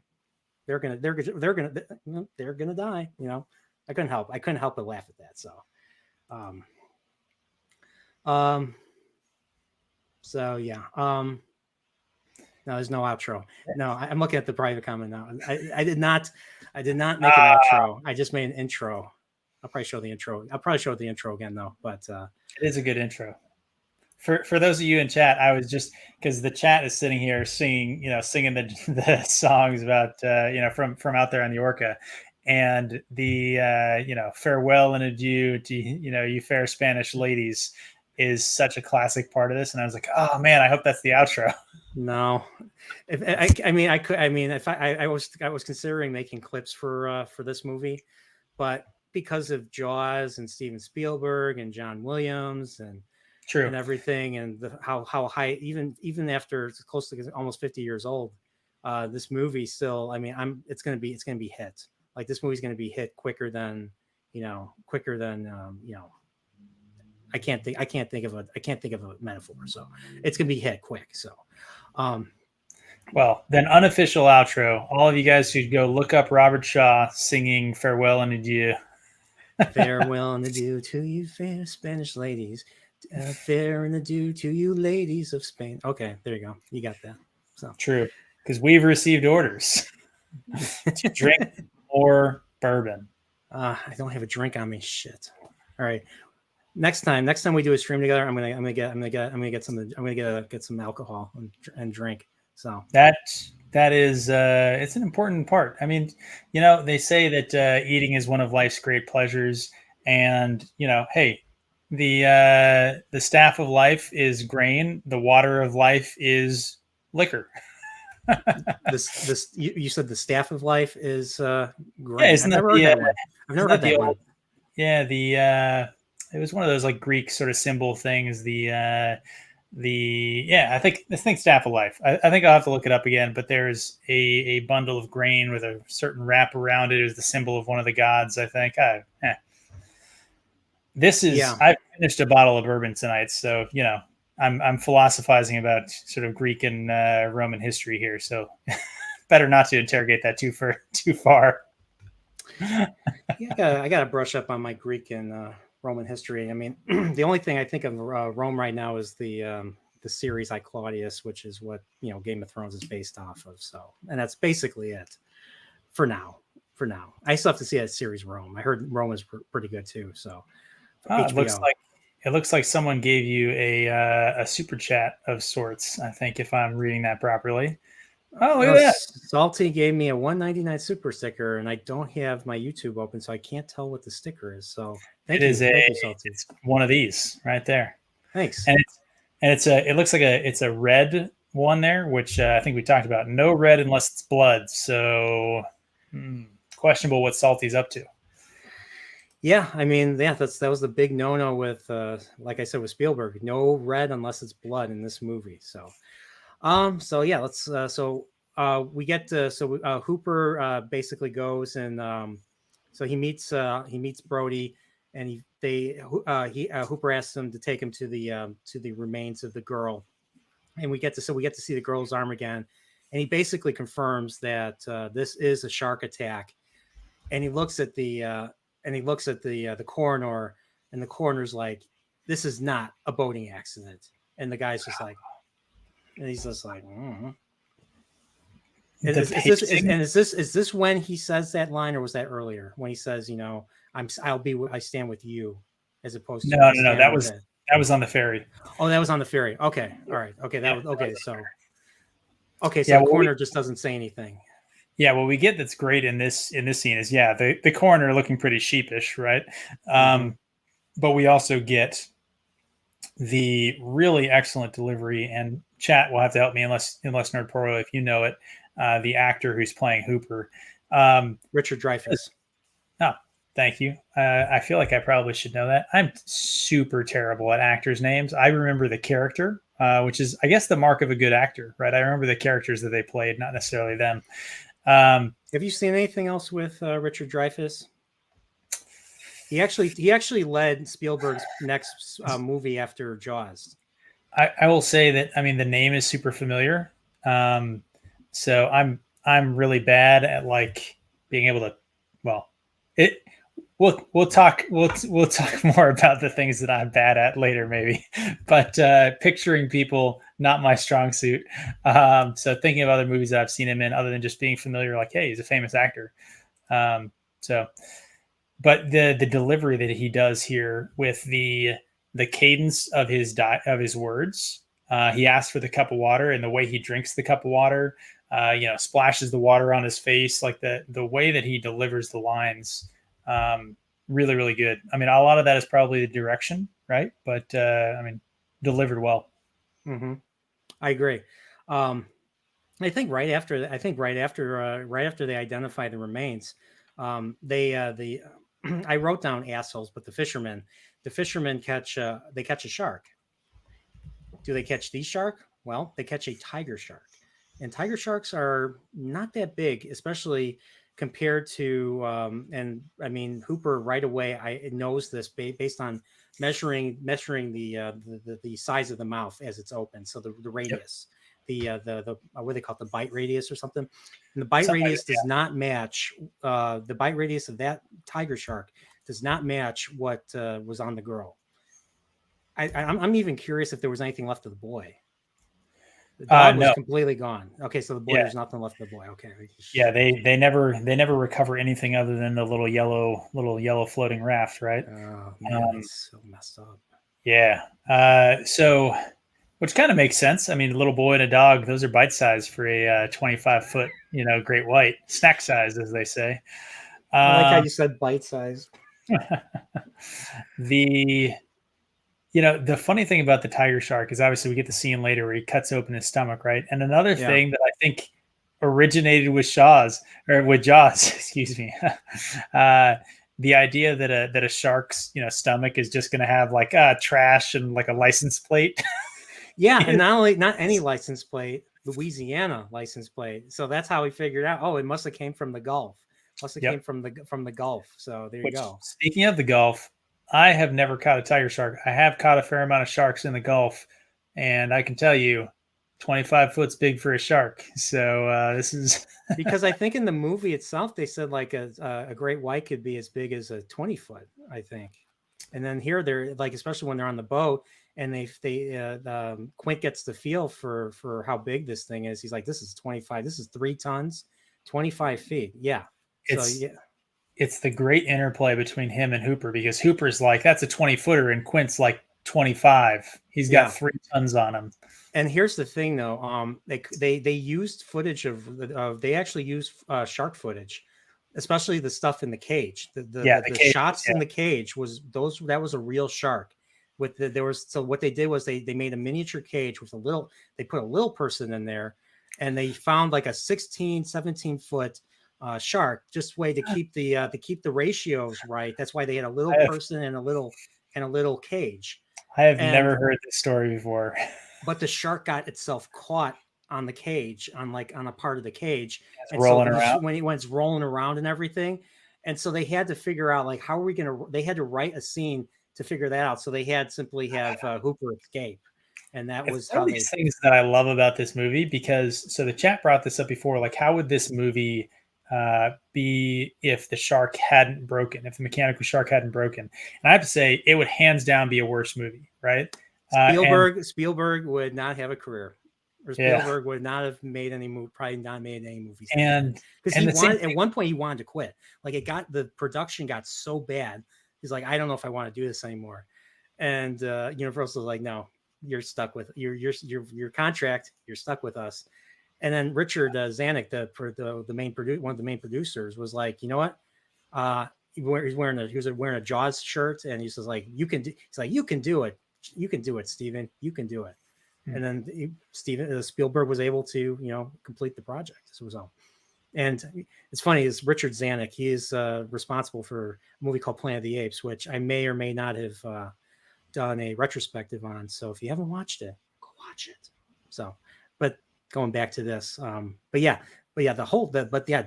was surprised. I didn't think that was a real shark. I was like, I thought it was just a mechanical shark. Just they were puppeting it. That scene to me definitely looked like a real shark, and I kind of was thinking about that. I was wondering how they got that scene. So it's interesting to hear you say. For Nosferatu in the chat, here's the alcohol check for me is depleted. Where's he say that? It was up ahead. He said, "Pips, get an alcohol check." Oh, right here. Oh yeah, there you go. If people ever doubt my alcoholism, I probably drank a full glass at this point. It's real, guys. This is real, just like in the movies. Yeah, I like how, but like going back to how all the East Coast talk. Well, when they catch the tigers, the scene where they catch the tiger shark, you have the fishermen are all there, and there's a point where they're like, "Let's get organized, and then there's another point where somebody's asking, "What shock? What shock?" And of course, while they caught the shark, they're bringing the shark. Everybody's celebrating. The mayor and his goons are celebrating too. You see Quint on the boat, and he's just sailing by. He looks and he just starts laughing. He just starts laughing and rolling away. Yep. and we don't see, and that's like the one time we see him. That's like the one time we see him in like the last 40 minutes because we don't see him after the chalkboard scratching scene to that, and then to all the way till after, more than halfway through the movie, like the final 35, final 40 minutes of the movie, then we finally get Quint all around. Yeah, which goes to something we said kind of in the backstage before we started the stream, right? It's interesting how long this movie is for a movie in the 70s specifically, right? It's also interesting how it doesn't feel like a long movie, especially when you consider that like the parts of the movie that people I think remember, like all the stuff out on the Orca is so much of the movie in terms of the action and things that happen. It's only the last, not even quarter of the movie takes place on the Orca, right? Mm-hmm. Maybe quarter of the movie. And yet the first 3 quarters do not drag at all. It's just really, really well paced. That was the result of a lot of rework from Spielberg and another, because they had the original author do a script, and they loved in the book and even in the script, they loved the final act where they're on the Orca. And what's funny is in the book they don't stay out on the sea the entire time. Like they don't stay on the sea. Like they go out on the sea, they come back, they go out on the sea, they come back. That's how it worked. And let's just say the dynamic between like the whole Quint monologue wasn't in the book, and the bonding moment that we see in that very scene with the bonding never happened. So, but we'll get to that. So, but yeah, so like because of the fact that this tiger shark was caught, the mayor is just like the mayor's just like, we're gonna reopen the beaches. You know why? Because I saw what I wanted. I saw what I wanted to see, and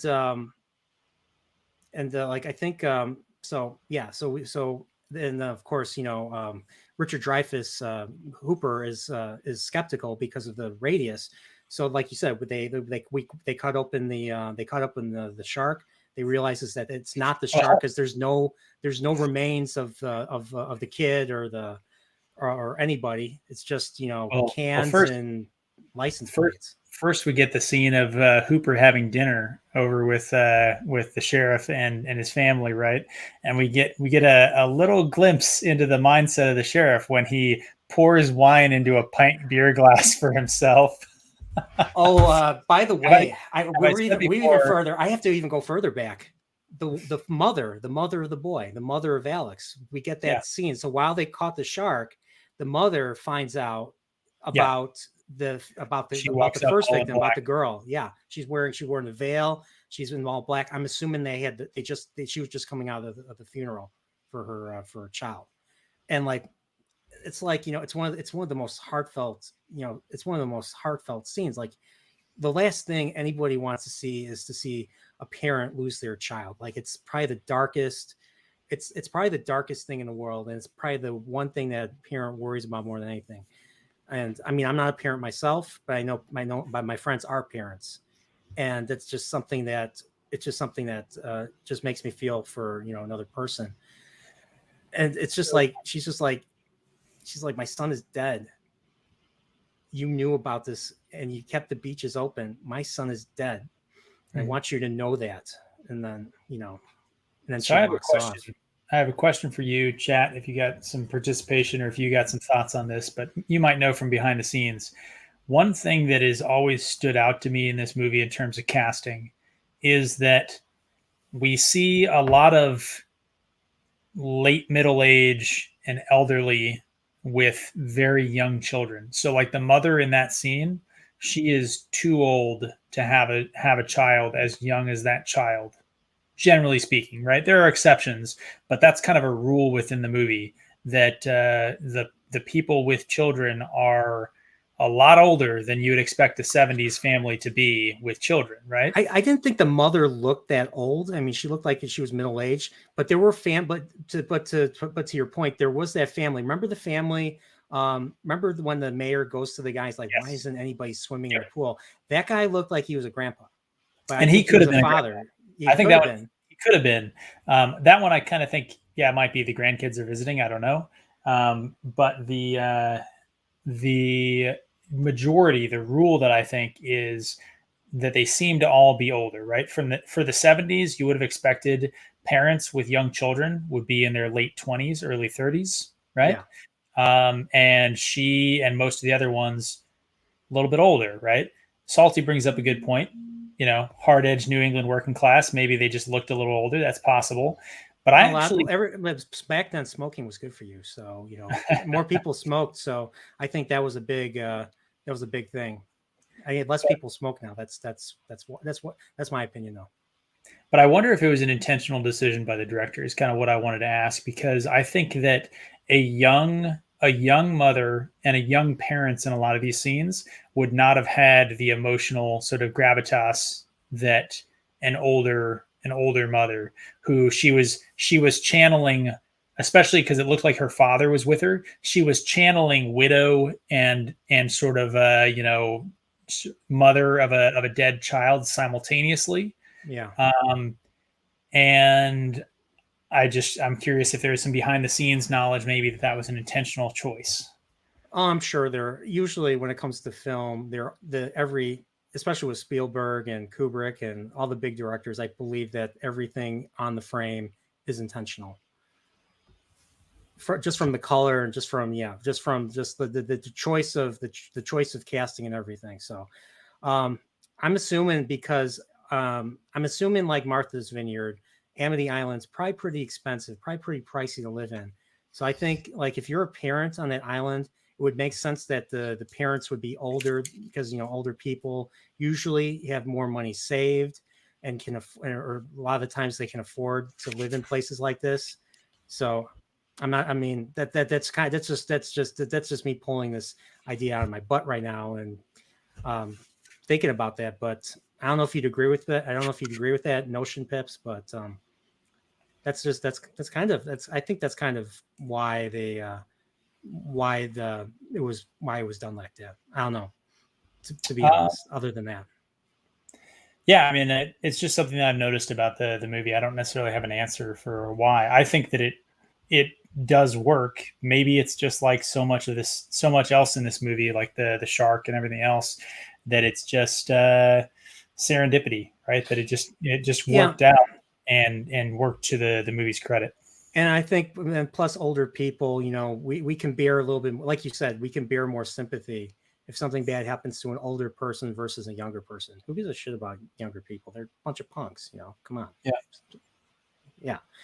So it could be that too. I'm using this context based on, Martha's Vineyard and how expensive Martha's Vineyard is, and the fact that they filmed it in Martha's Vineyard. So, because I don't think they ever talk about like how much it costs to live there. I mean, Brody's a chief of police. I'm sure he doesn't get paid that much. Well, at least I don't think he does. But we don't know. The movie never states it, so consider it irrelevant. But yeah. But yeah. So let's go. So we get to. Okay. Now we're at the dinner part. Richard Dreyfuss shows up, but before Richard Dreyfuss shows up, Brody is devastated by by being confronted by the mother. So he's just like this. And then he has his younger son. They're sitting next to him, looking at him, and just kind of mimicking his actions. And it's both, and just the music there just makes it such a sentimental. It just makes it such a very sentimental, very feel good type of scene. It's just such a precious scene. And he's just like, "Give me a kiss." He's like, "Why?" He's because your daddy needs it. He gives him a kiss, and he's like, "Get out of here." And I like the 70s, get out of here. It's like the kid leaves, and then of course Richard Dreyfuss shows up. But I thought that was a beautiful scene that led up to Richard Dreyfuss coming in. Yeah, it's funny too because the idea of this toxic masculinity and all this other stuff, right? Like Brody he's a man's man. Quint definitely sort of the toxic masculine, right? But Hooper honestly a little bit too, right? Like it's interesting to see three different men who are all very much men, Yeah. but not necessarily the same, and they all kind of open up in different ways. Yeah, I agree. I noted that as a good scene on this rewatch as well. Yeah, I mean, because here's the thing, like Brody, like they were trying to look for particular people to play Brody. And believe it or not, one actor who was interested to play Brody, believe it or not, was Charlton Heston. And the reason why Spielberg did not want Charlton Heston is because Charlton Heston was a freaking movie star. Like he got movies made. I mean, I talk about in my Planet of the Apes video. He's a big reason why the Planet of the Apes project got off the ground. But even his star power alone did not get it off the ground because it was science fiction. It was revolutionary science fiction that required a lot of expertise. So, but by the mid 70s, Charlton Heston's been in a whole lot of movies. So, and so he's an iconic actor. So, seeing him, like, here's the thing: if they did cast Charlton Heston as Brody, you know what that would have meant? That meant Brody would have died at the end. Because if you haven't seen a Charlton Heston movies, he dies at the end of almost all of them. Like just almost every movie now Planet of the Apes he didn't die in, but he was in the sequel and he died in the sequel. There you go. Spoiler alert. Him and Sean Bean. And I'm sure there's other actors, but yeah, Sean Bean is just You ever see Black Death? Sean Bean and you ever see Black Death? No. Watch Black Death. It's about he plays a knight and they're trying to look for they're trying to look for this cult during the Black Death era. And the cult is led by Melisandre from Game of Thrones, the actress. And let's just say Sean Bean gets a very violent death. He gets tied to two horses and they go opposite ways and he gets ripped apart. Interesting. Yes. So I watched it. I saw it on like Netflix. So Black Death. It's pretty gruesome. It's probably the most gruesome It's probably the most gruesome Sean Bean death I've ever seen. But going back to Jaws, because how many times have I derailed this? I loved how I loved how he brought red and white wine, Richard Dreyfuss, because I think with red wine you drink, you have meat, you have like beef or something. I think with white wine you have like fish or chicken or something like that. I forget what the proper proper way to have wine is, but so he brings both, and they open the red they open the red wine, and he uncorks it, and he pours like he's drinking like it's grape juice, Yeah, it's like a glass. this yeah, Yeah. yeah. And while he's doing that, Hooper's like, is anybody gonna eat that? And I was just like, what's that trying to tell me? Is that his way of saying I don't have any money, and so I need to eat something, so can I have your food or something? I don't know how you interpreted that, because like you asked earlier about getting food, and he didn't get shown anywhere to eat or something. So I was curious if you even thought about that, because he's like, oh, is anybody eating this? It's kind of off to do that to somebody. No, actually, I hadn't really thought of that. Hmm. So, because what they do bring up later is that he comes from a wealthy family, but I kind of think he's broke. I don't think he carries a whole lot of money on him. So, I mean, he has the boat and everything, but I don't know. But I loved how he starts having a conversation with the wife, and he talks about his childhood and how I think he was obsessed with sharks ever since he survived a shark attack. I believe he was on a boat, and the shark basically ate his boat, and he swam off and survived. What's funny is in the book, Hooper and Brody's wife have an affair. They have sex, they have an affair, so that affects in the book. So that affects. Would not have liked that. Yeah, so they cut that out, because that would have, because let's just say they get into a major fight on Quint's ship. And by the way, Hooper dies. Hooper's in the cage. He gets eaten. He dies. So that's the other big change that they did in the book. So, Which makes sense. I mean, it sounds like you're saying that they had to change that because of the film that they had. mhm. Which I like the way that it plays out in the movie. So Yeah, one thing about Spielberg's movies that has made them really made them blockbusters. And like you said, like the most important thing is the characters. He made the characters likable. He made the characters likable and relatable, and that's why movies like this or Close Encounters or Raiders of the Lost Ark or E.T. Those movies were magic because of how he approached the characters, and how when he read scripts he wanted to make sure that the characters were somewhat were likable and relatable. So if he didn't like something, he would either rewrite it himself, or he'd find a more talented writer to do it for him. So in this case, like, he rewrote Jaws, but he also hired another person to even rewrite what he did, because he didn't even like what he did at certain points. So he was very particular about what he wanted to see in the movie. And I think that's a big part of the reason why,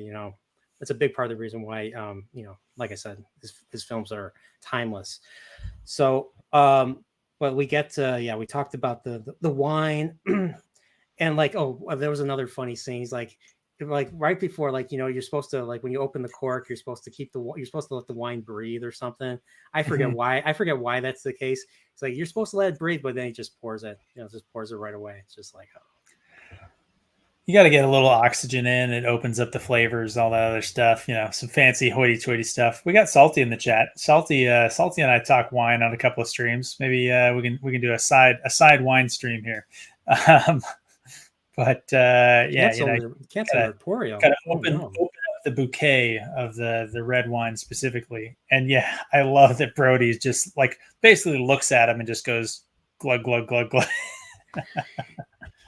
But yeah, I forgot what I was getting at, but he did, Spielberg did not want Roy Scheider, or he wasn't sure if he wanted Roy Scheider to play Brody, because Roy Scheider was known for playing tough guys, especially in New York City.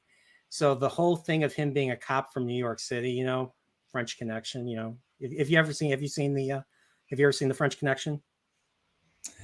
That's the one where he plays Popeye Doyle. A really long time ago. Okay, that's the one where he plays Popeye Doyle, and he's trying to track down French heroin smuggling ring or something. I'm familiar with the story of it. I think it's one of those movies that I just haven't seen in a really, really long time. Okay, yeah. I mean, like, do you pick your feet in Poughkeepsie? That type of thing. That's what he says. That's what Gene Hackman says in the movie. But like Roy Scheider was his partner in that movie, and he's just they play tough guys. But I feel Roy Scheider really pulled this off. Like just that sentimental scene with his kid just shows that like he's a great actor, and then he went on to be in a whole bunch of movies, including the other movie I really think of him in is 2010, the sequel to 2001. So,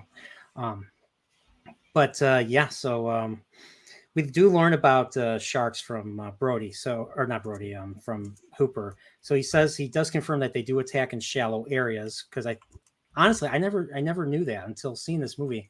I never thought big sharks could attack, or sharks could attack shallow areas.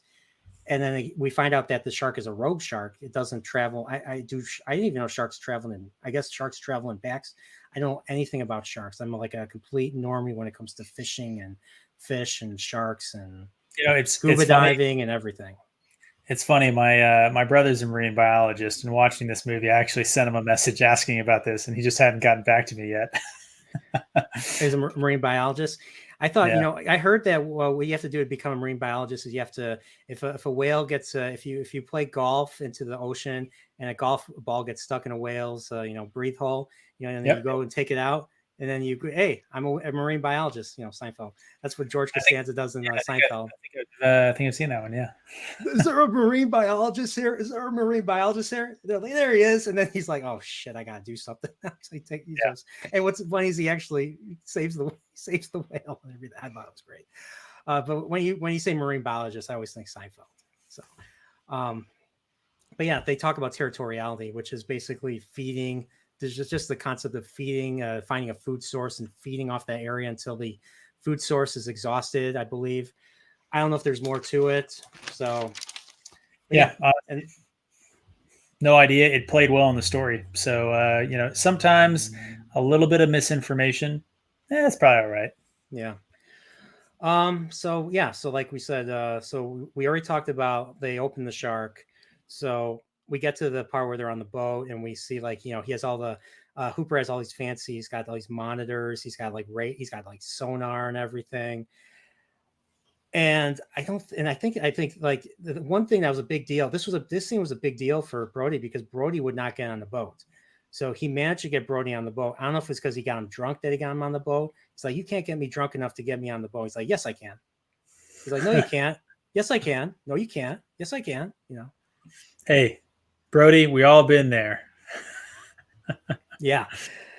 And then we get, they find what's his name's boat, Gardner. They find Ben Gardner's boat. It's anchored offshore. They're like, what's going on here?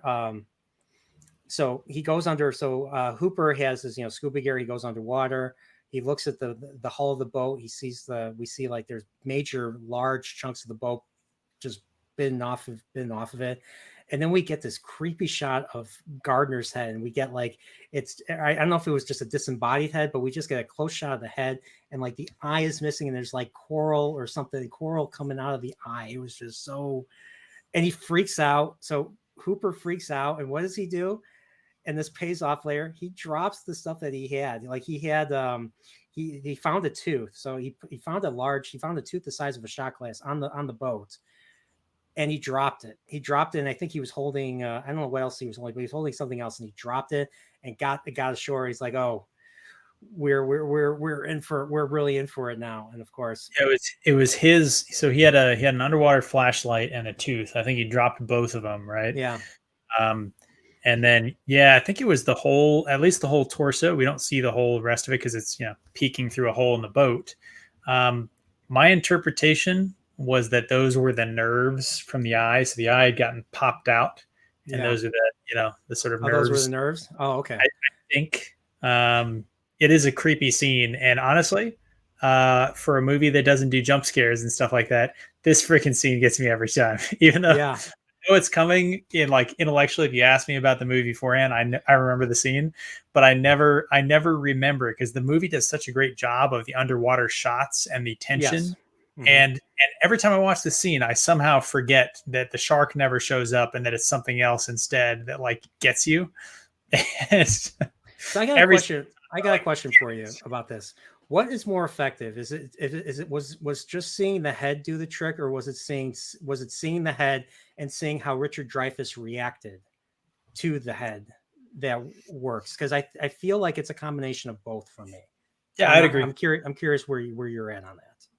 I think it's a combination because they're accomplishing different things, right? So you react with the character, right? So you and Hooper both react to seeing it, and then you get to see what Hooper sort of does with that reaction, where he goes, where the character, where the story goes, and that's the role that it's really playing in the movie, right? And again, going back to what separates, in my mind, sort of thrillers from horrors, is that the horror elements of a thriller have to move the story, have to push the characters, and so that's what you're getting in the payoff for the movie.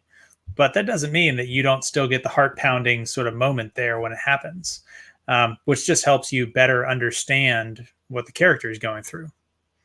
Okay. Yeah, that makes sense. So the purpose is empathy. The purpose is not to get you to feel the fear.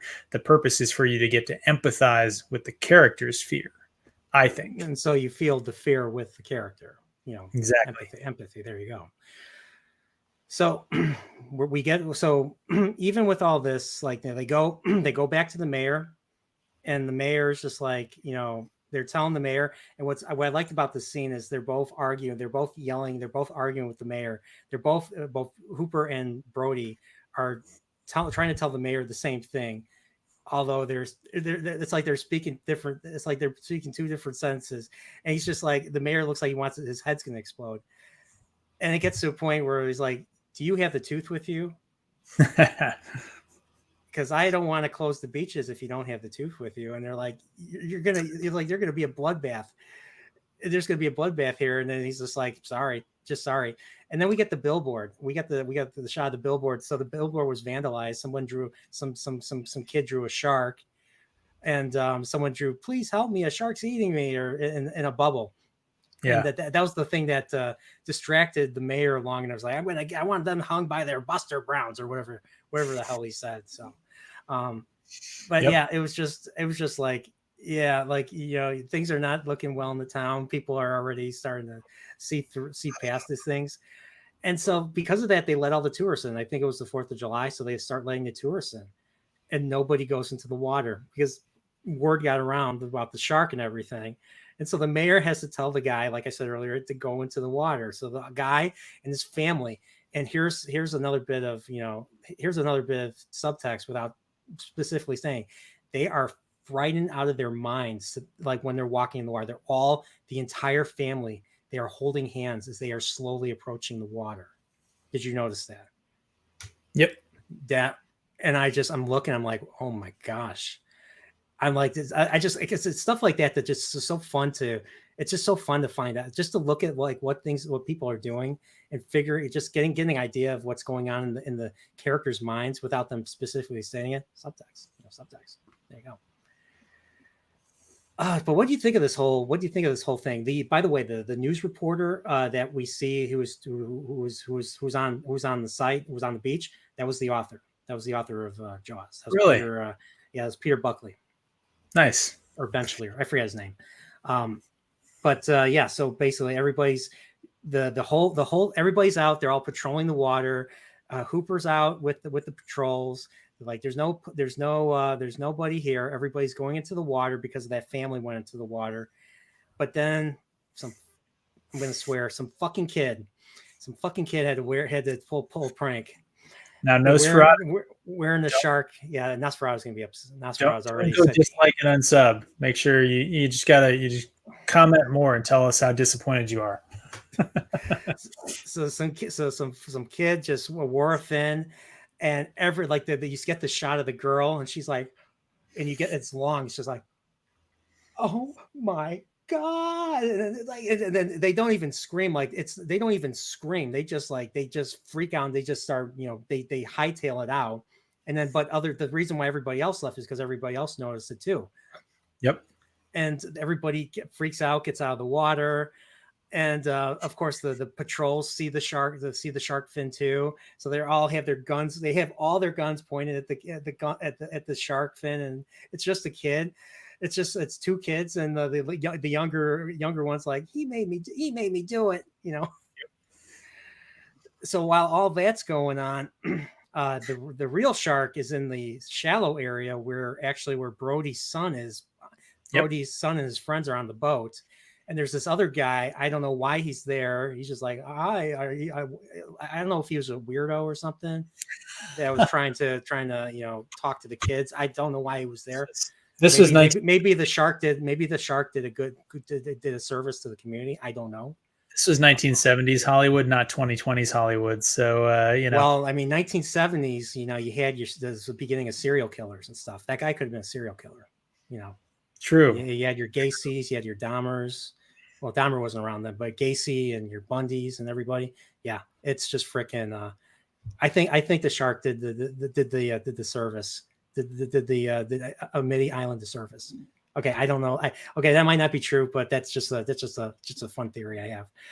But the shark manages to knock both of their boats over, and it eats the dude. The dude is gone.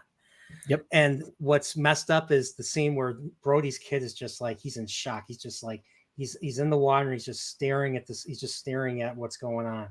And they have to they had to go and rescue him and take him to the hospital because of, he's in a state of shock and everything. Yep. And because of that, that's where the mayor's at the hospital, and the mayor makes his big change. And he's just like, he's done with, he's just done with it. He's like, my kids were in the water. And that's what really got him, was the fact that his own kids. It's a typical politician. It's not until it gets close to home that you'll make a change. Freaking politics. Just saying. So because of the flaw of his kids in the water, then then he decides. Brody's just like, come on, sign this. We're gonna hire Quint. We're gonna go take this. We're gonna take this mother effing shark out. No, he doesn't say this because it's a PG movie, but still, I think he should have said it. And then of course we get Quint. And we get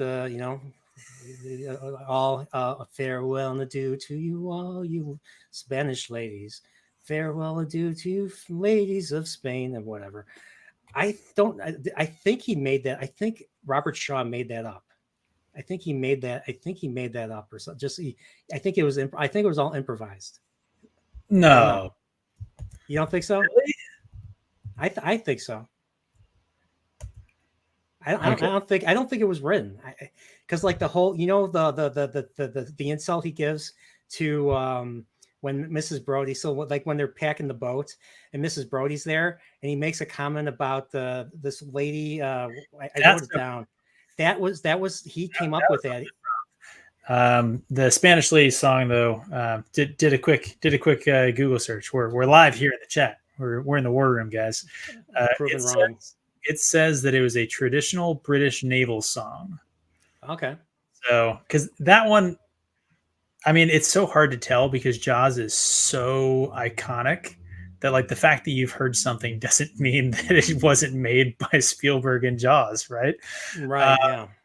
But as somebody who has a reason to know some old traditional sailor songs, I was pretty sure this one was real. So had to do a quick check. Yep, British naval song.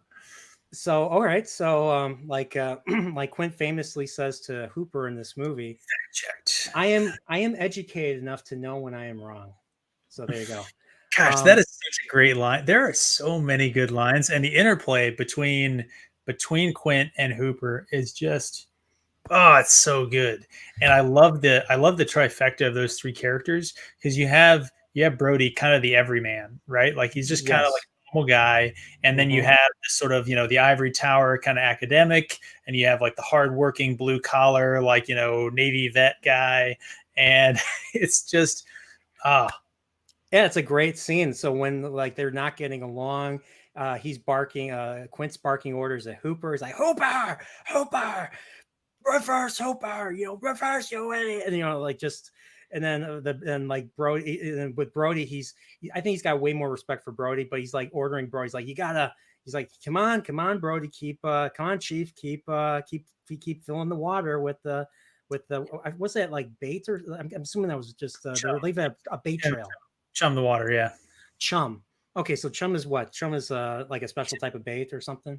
Typically it's when you sit there and you gut fish as you catch them, you put all the leavings, the heads, the tails, the intestines, stuff like that, you throw those into a chum bucket, and then you just throw all those little bits and blood and stuff like that in the water. So it's just bits of meat. Doesn't have to be fish. You can go out and take with you chicken bones and feet and beaks and just stuff like that, and then blood is really the thing. So there you go. Texas Sea coming in. It's fish lips and a-holes. Okay, there you go. It's all the stuff that you don't want to eat, but that a shark is going to smell. Because of mainly because of the blood and everything. Because I know they're attracted to blood. One thing I learned from Jaws is that sharks are attracted to blood. Yeah, and so they can smell it. I hear they can smell it like miles away. That's how crazy it is. So yeah, I mean it's they are. I think there's the line in the movie that's actually pretty accurate, right? Like all sharks do is they eat and they swim and they make little sharks. Mm-hmm. And I can tell you, yes, that is what sharks do. They are. There's a line in I think another movie about some megalodon shark or whatever, right? Like they haven't had to evolve in 400,000 years or something like that, right? Like they're basically perfectly adapted to do what they do. Sharks have been around before the dinosaurs and have not changed. So, well, here's to swimming with bow-legged women. Also, that was another great Robert Shaw line. But I want to know how much of those were improv now that you kind of brought that up, because there's so many great lines that Quint he's just dropping them left and right. I know. But I loved how he had he was we talked where we talked about how he was testing the conflict that he has with Hooper. Talks about him having city hands, only good for counting money. And he's like, I don't need your, and I like how Hooper responds like, I don't need your working class hero bullshit, and it just gets pretty crazy. But yeah, Quint's like, if you're gonna come with me, I'm the captain. You gotta do what I say. You have to take my orders and everything. And of course, we get this great one. So Ellen's present. She's wishing Brody goodbye.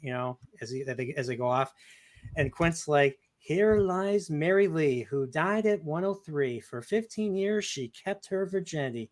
Not a bad reward for this vicinity. It's just like, and she got like so offended, she walked out. And I think you think he said that on purpose just to get her to leave. He's like, feel freaking women can't work hard and blah, blah, blah. It's just so, the typical misogyny.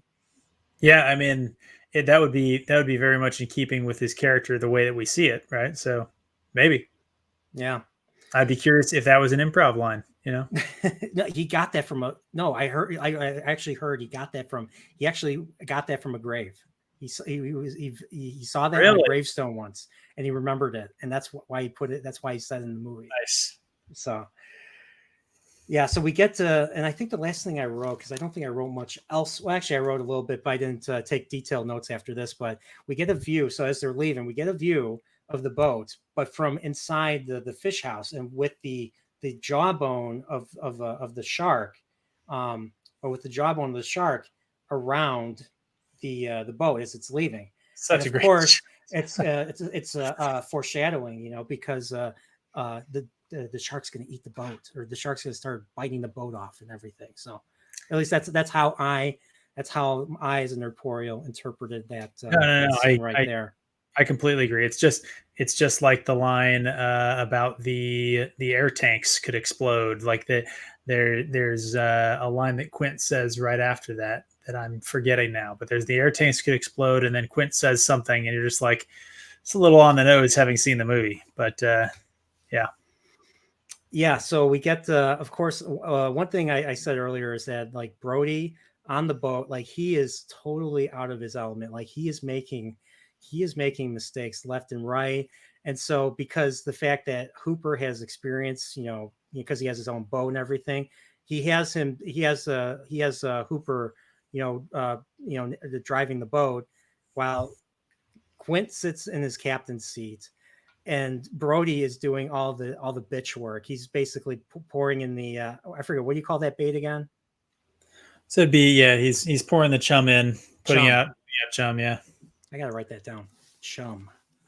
CHUM. Chum. Okay, there you go. Yep. It's That way I don't forget. commonly used as either the stuff you bring out for the purpose of chum, or the things that you ate and you didn't have your sea legs under you can also be referred to as chum when it comes up over the side rail.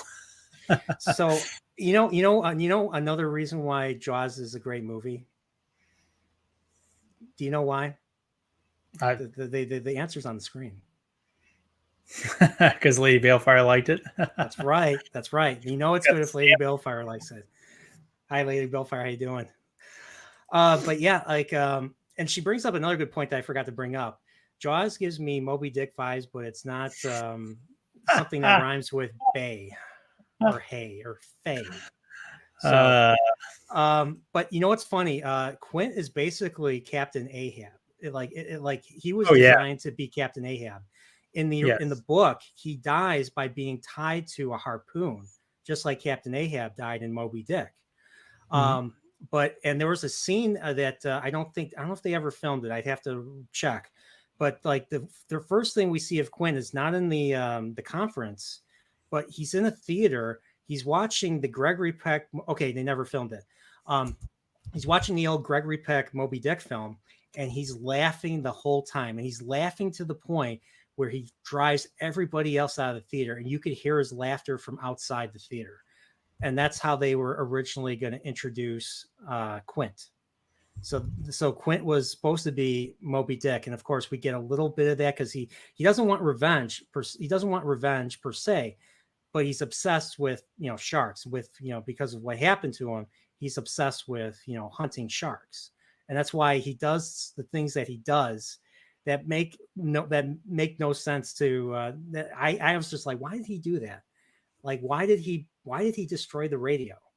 Because throughout the boat ride, the moment that we first, I think that's the first time we get a proper glimpse of the shark is when Brody is throwing the chum in, and he looks down and the shark surfaces like its head and everything. He's just like, and then he backs up. Doesn't say anything. He just walks back in like, you're gonna need a bigger boat. And of course of course everybody clips that because that's probably the other very big iconic scene in the movie. So you had the scene where you had the vertigo scene in the beginning that's shown quite a bit, but I think this is the other like clip that you see, like I've seen so much in like retrospectives and YouTube videos and documentaries. It's crazy. I think the first opening scene, so the woman getting the donna and her swimming around and getting pulled under the first time, right? I think that gets used a lot. The trolley shot, that gets used a lot. You're going to need a bigger boat. Like there's a lot of them. This movie, like I said, when we first talked about this movie is interesting because it has so many cultural kind of touch points that a lot of people, I would say, kind of this generation, I would tell you from interacting with a lot of people who are, 18, 19, early 20s, people that I kind of instruct, they probably have not seen this movie. And yet I would say that they recognize some of these lines. And it's because it penetrates that deep into the culture. I mean, you've heard it, like you see those clips everywhere. Like it's all over YouTube. It's all over other, all over. Yeah. Like, yeah, I agree. I totally agree with that. So, but yeah. So we get so we get that iconic scene. I do have a reason to answer your question. I mean, I'm not sure that this wasn't rhetorical, but I'm going to answer it anyway. Why did he break the radio? In my mind, that is channeling what is it, Cortez, who when he landed, the apocryphal. I think it's apocryphal. I don't think this actually happened, but the story is that he landed and he had his men burn the ships. You're talking about Cortez the explorer, right? Explorer is one way to put it. Okay, conquistador, the conquistador. You know what's funny is I think okay, so he burned the ships.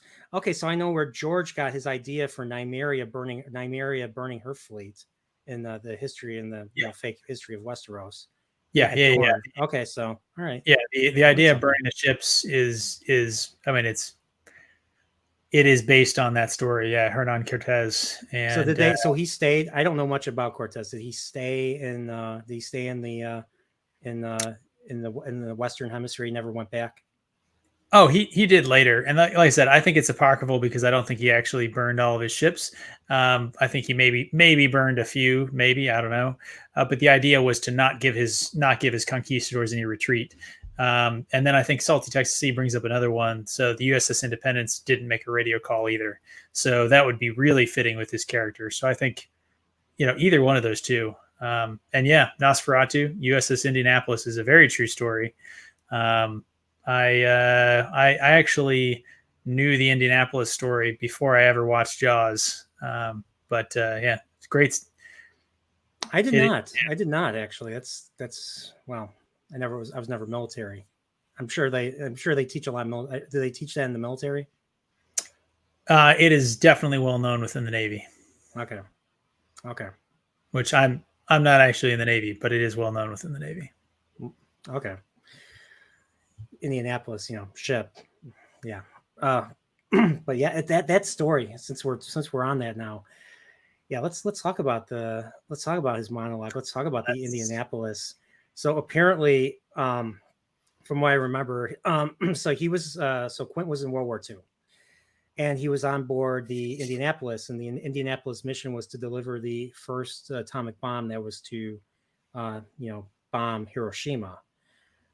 And so what happened was 2 torpedoes hit the ship from a Japanese submarine, and the sub went down. And I don't know if it was the entire 1,100 people got. I'm assuming they were all wearing like life. Yeah, they would have preservers. They were wearing like life preservers or something to keep themselves afloat.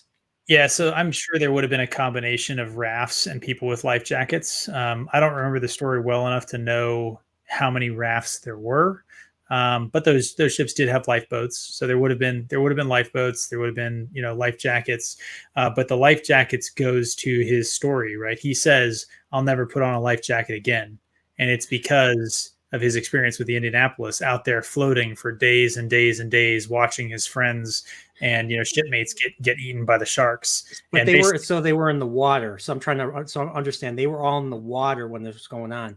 Yeah, and I think the only true defense that they had, because they were just sitting there pretty, was to kick the shark and just kick and fight it. It's to hope it would go away. But the thing that he says is sometimes it didn't.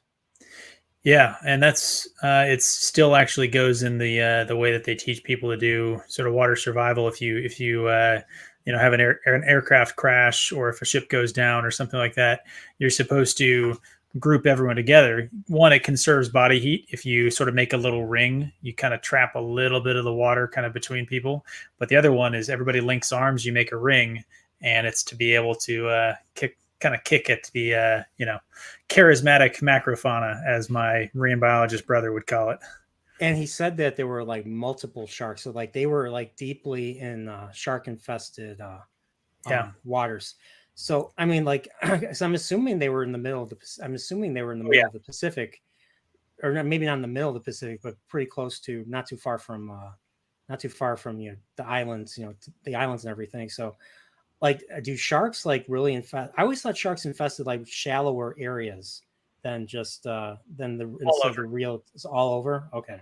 Yeah, I mean, typically sharks are going to stay. They're going to feed near reefs and shallows and things like that because that's where a large portion of the global fisheries they gather around kind of a band within shore. Because that's where the plants are, all that kind of stuff. It's the whole food pyramid, right? But Yeah. but really big sharks, especially, will cross oceans and stuff like that. They just typically kind of do it along the islands, but you have to remember out in the Pacific, right? They were in the archipelago. So they were, still in terms of the ocean terms in relatively shallow water and between islands. So sharks would have absolutely been cruising between those islands. Yeah, because Uh, that's why I asked, because I usually think sharks would it be infesting like archipelagos and shallower areas. But this is yeah. all based on my viewing of the movie Thunderball. If you ever seen Thunderball, because the villain in that movie who has the eye patch Yep. has sharks, and we see like they hide a plane with nuclear bombs in a shark infested reef right there. So that's why I Yeah. was curious, because there's a shot of them where Bond is on a helicopter and he's looking. There's like all these sharks just like in that general area. So yeah, this is very uneducated uh, uneducated hypothesis from me. So just saying about sharks. So, but so And, they were and so they fair, were so they were I'm not there for. sharks either. So Sorry, can you repeat that? I didn't I'm hear just that. saying, and to be fair, I'm also not an expert on sharks. So Your brother is though. Marine biologist. more of an expert. He doesn't specialize in sharks, but Oh, okay. So, but they were there for 5 days. Did I get that right? They were there for 5 days. They were sitting pretty in shark infested water that long, because I think he said on the fifth day somebody picked us up. yeah, they were rescued by a basically a pontoon boat that would have been used for anti submarine operations and stuff like that. But I don't actually remember the number of days. I think it was several, right? So five, Yeah, sounds about right? because like the reason was is because their mission, because they're delivering an atomic bomb. That's about as secret as you can get. So they didn't even. They even said they didn't even issue a distress call. So and there was no, I think they also there was no like nobody knew that there was no report of them being overdue or anything. So Mhm. it's just crazy to think about that. I'm just curious, like, how did they survive? Did they just like not eat? Did they carry those little rations? Did they carry rations with them in their pockets while they were floating? Or were they just Um, lingering? so to be honest, the general rule of thumb is Oh, you can survive kind of days without water. oh, You can survive did we weeks lose without food. Pips? Nope, I'm still here. You lost me.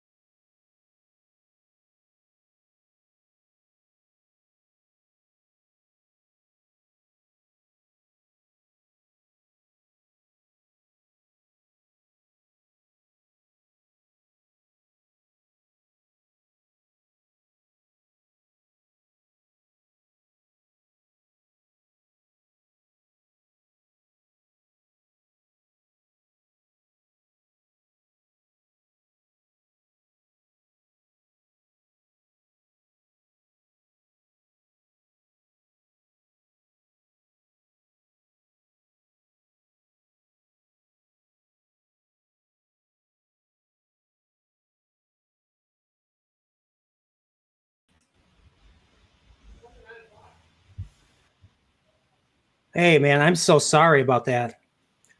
No, don't even worry about it. The chat is enjoying the comedy of our our our intermission.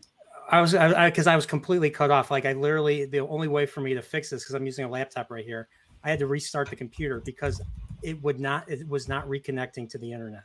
So, because like, yeah, once you went into your thing, I just lost you completely. Like, I'm like, oh no, not again. So I'm thankful that you didn't leave. I don't know what I would have done if I was in your position. Um, so what happened? Did you guys talk shit?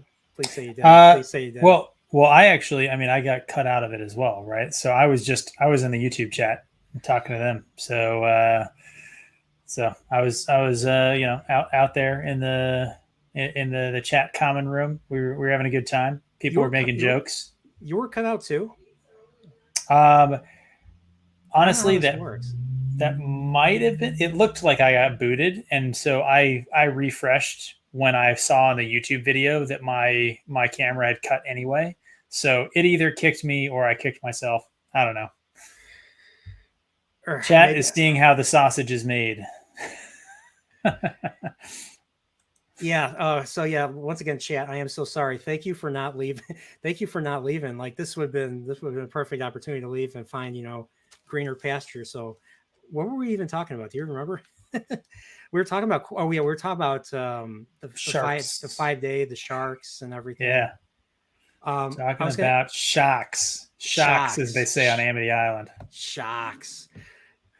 What shock? So, so like I think I was asking about rations, and I think you were about to answer, and then Yeah.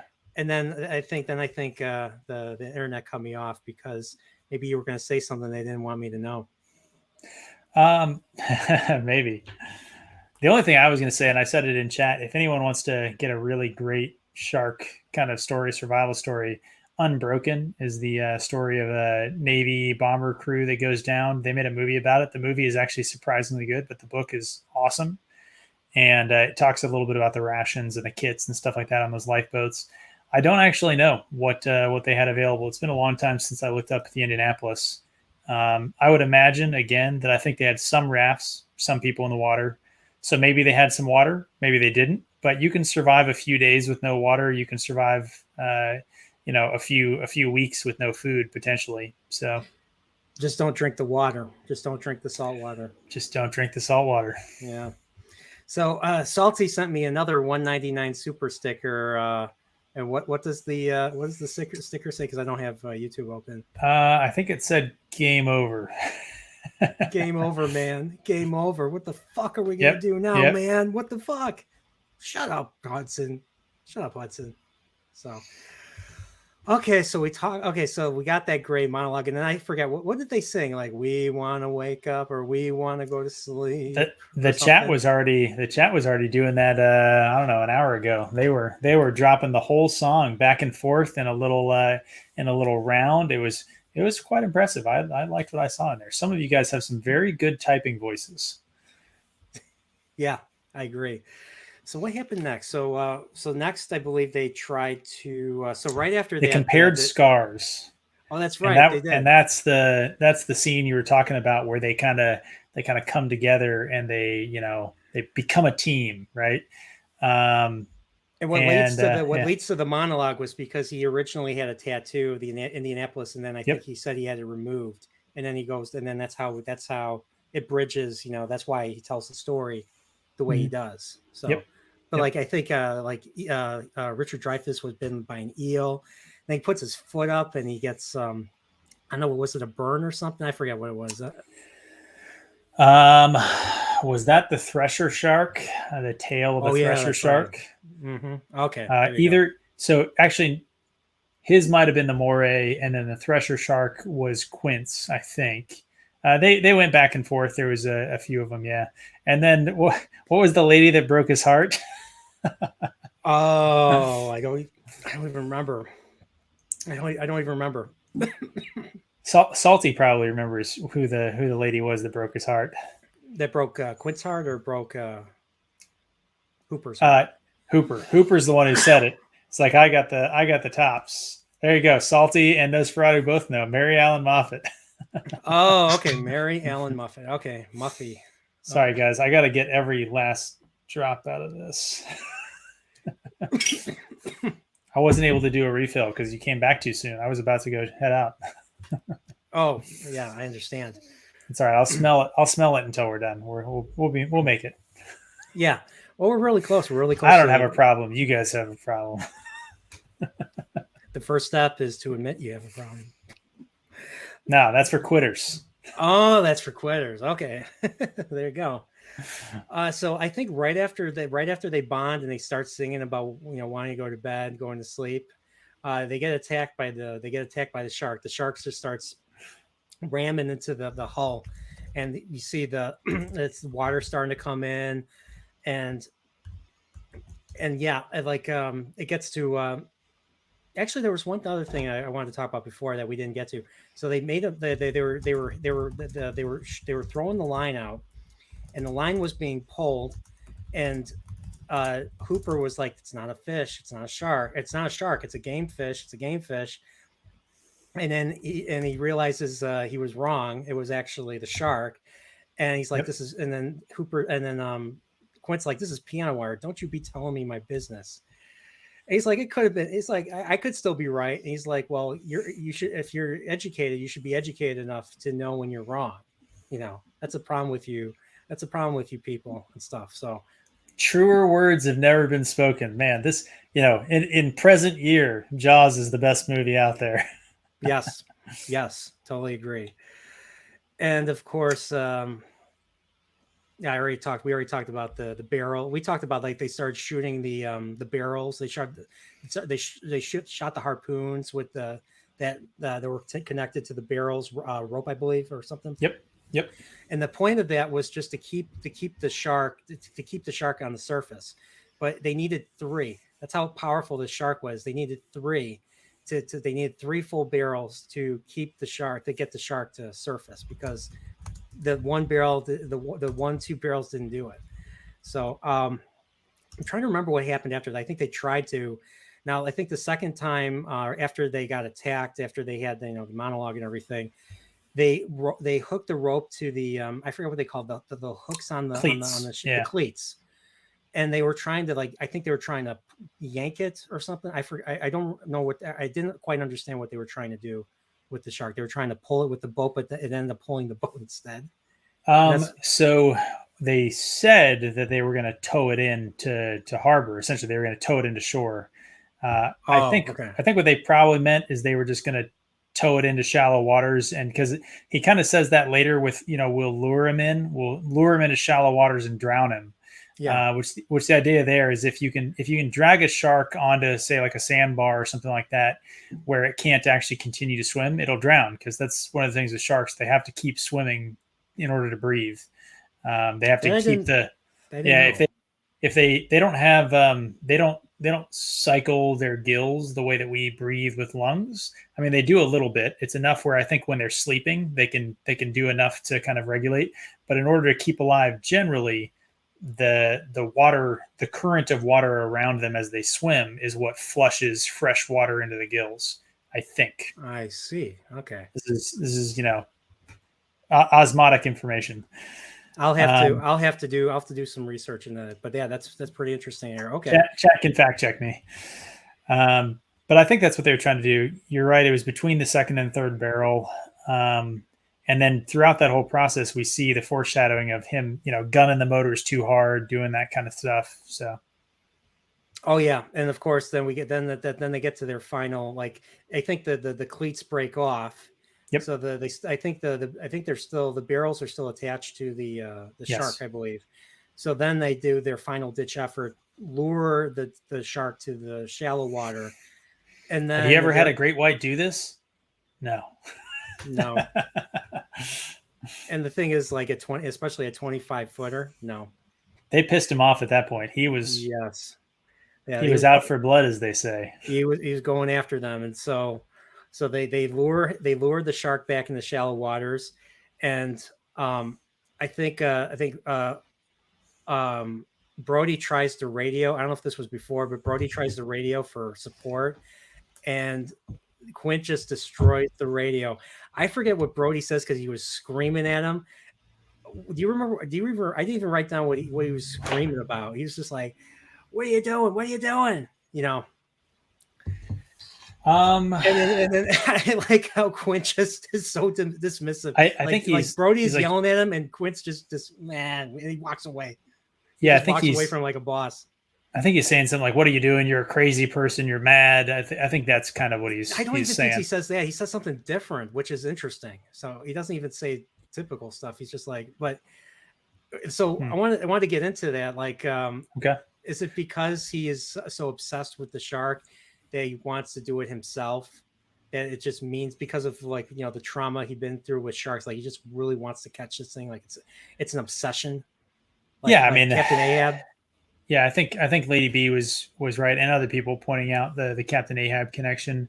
I think Salty, brought kind of an interesting perspective, another layer of depth to it about his connection with the Indianapolis, not making the radio call. So in his mind, you don't call for help when you're fighting the shark, right? Yeah. But I've always taken that as the Cortez, you don't give yourself a retreat. And so they're out there with engine troubles. It's them versus the shark. And he's like, nope, get rid of this radio. And it's just me versus the shark. There's no escape. I love what Dempsey's saying right here. By the way, fighting a shark is way more impressive than fighting a bear or some such. Humans are so out of their element in water compared to the shark. Yes, I agree. Especially Brody being out of his element. Just on that ship alone, he's out of his element. But imagine, being out in the ocean. Yeah, it's a way bigger challenge. And like just seeing the 40 minutes that we saw on the boat, like it's tough catching this shark. Sounds like Dempsey is on board the team Tuna versus Lion from the other guys. Anyone who's seen that movie with Will Ferrell? I haven't seen the other guys.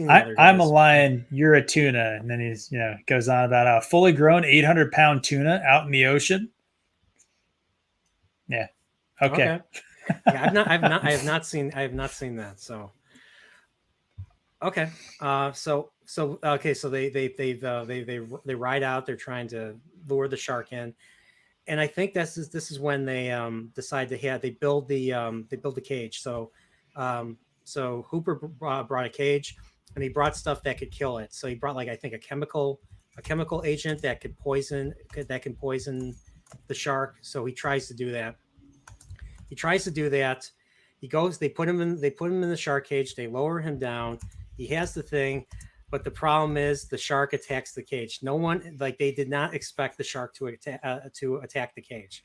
So what does he do? Well, what did he do earlier in the movie? He dropped the stuff that he was going to kill with. But the thing is, it makes sense. You know why? Because Hooper, like I said earlier, is a supporting character. This is really not his story or arc. It's actually Brody's. So to have Hooper kill the shark would have been a major disservice to the movie. So for sure, that's why Hooper dropped it. And in the book, Hooper gets killed. Hooper gets eaten by the shark. Like Brody and Hooper hate each other because of the affair with the wife. But in this case, Hooper is way more likable than his book counterparts. So they wrote it that he would get out and he would hide on the seabed. And that's the last we see of him. So while that's going on, the shark is kind of, wriggling its way through the cage.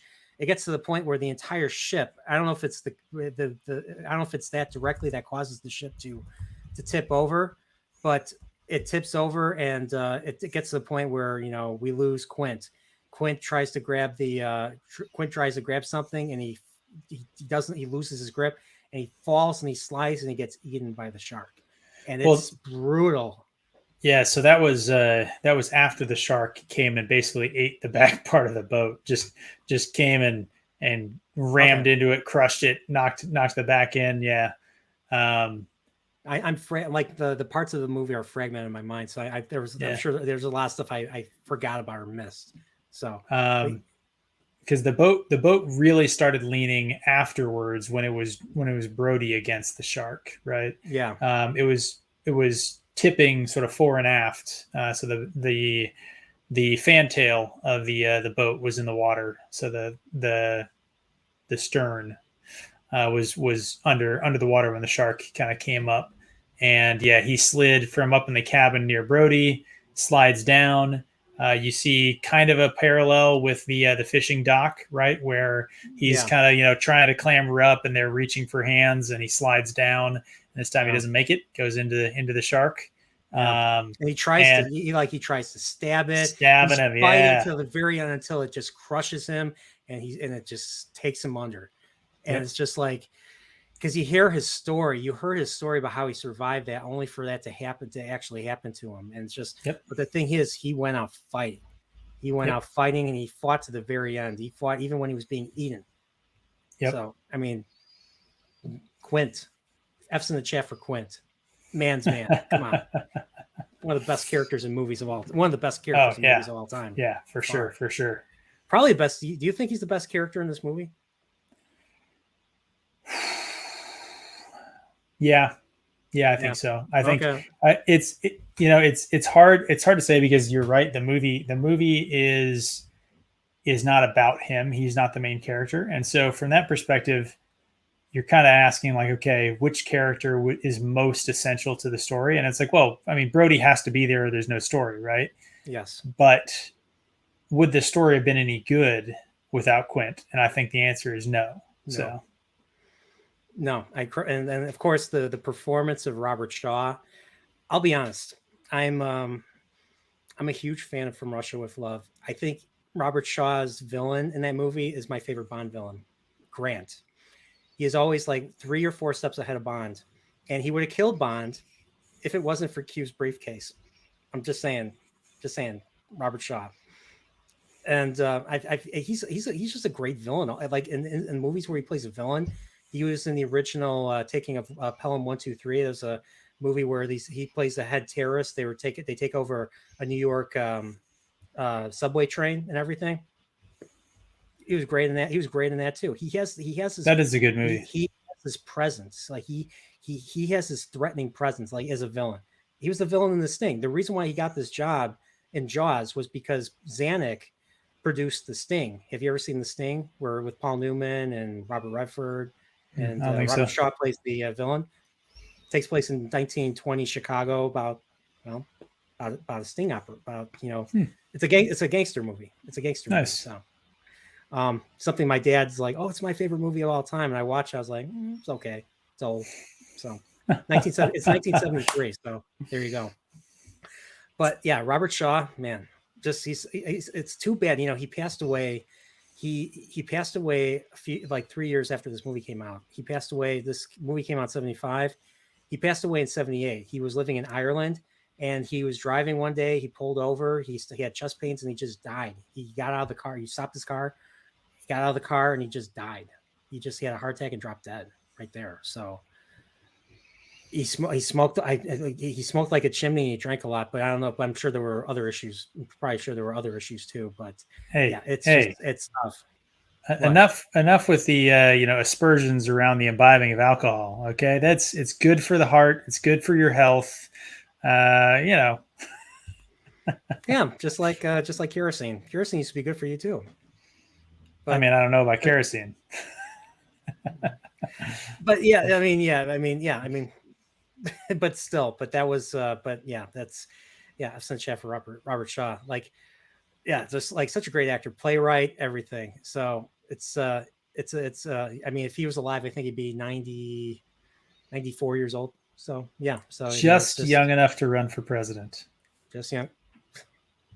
Bum bum bum bum. There you go. So I think there needs to be an age limit, but that's as political as I'm going to go. Salty's in the chat, so with Salty here, the chat will be like 100% more political. Love you, Salty. But so Hooper's out now. He's not dead, but in the book he's dead. But Hooper's out of the picture now. Quint's dead, so Brody is alone. So Brody was out of his element on the ship. Now it's just him and the shark. Yeah. And he's just like, holy, what the hell do I do? So he gets cornered in the cabin. He's like, the shark is really trying to get at him. and he just starts throwing shit at him. And of course, thank God that Hooper brought a spare scuba tank, Yep. because he's just like, eat this, and he throws the scuba tank in the mouth, and then the shark, I think, backs off. I forget exactly what happens, but I think the shark backs off because of that. And Yeah, then he bangs it on the nose and then throws it into its mouth, and it backs out. Yeah.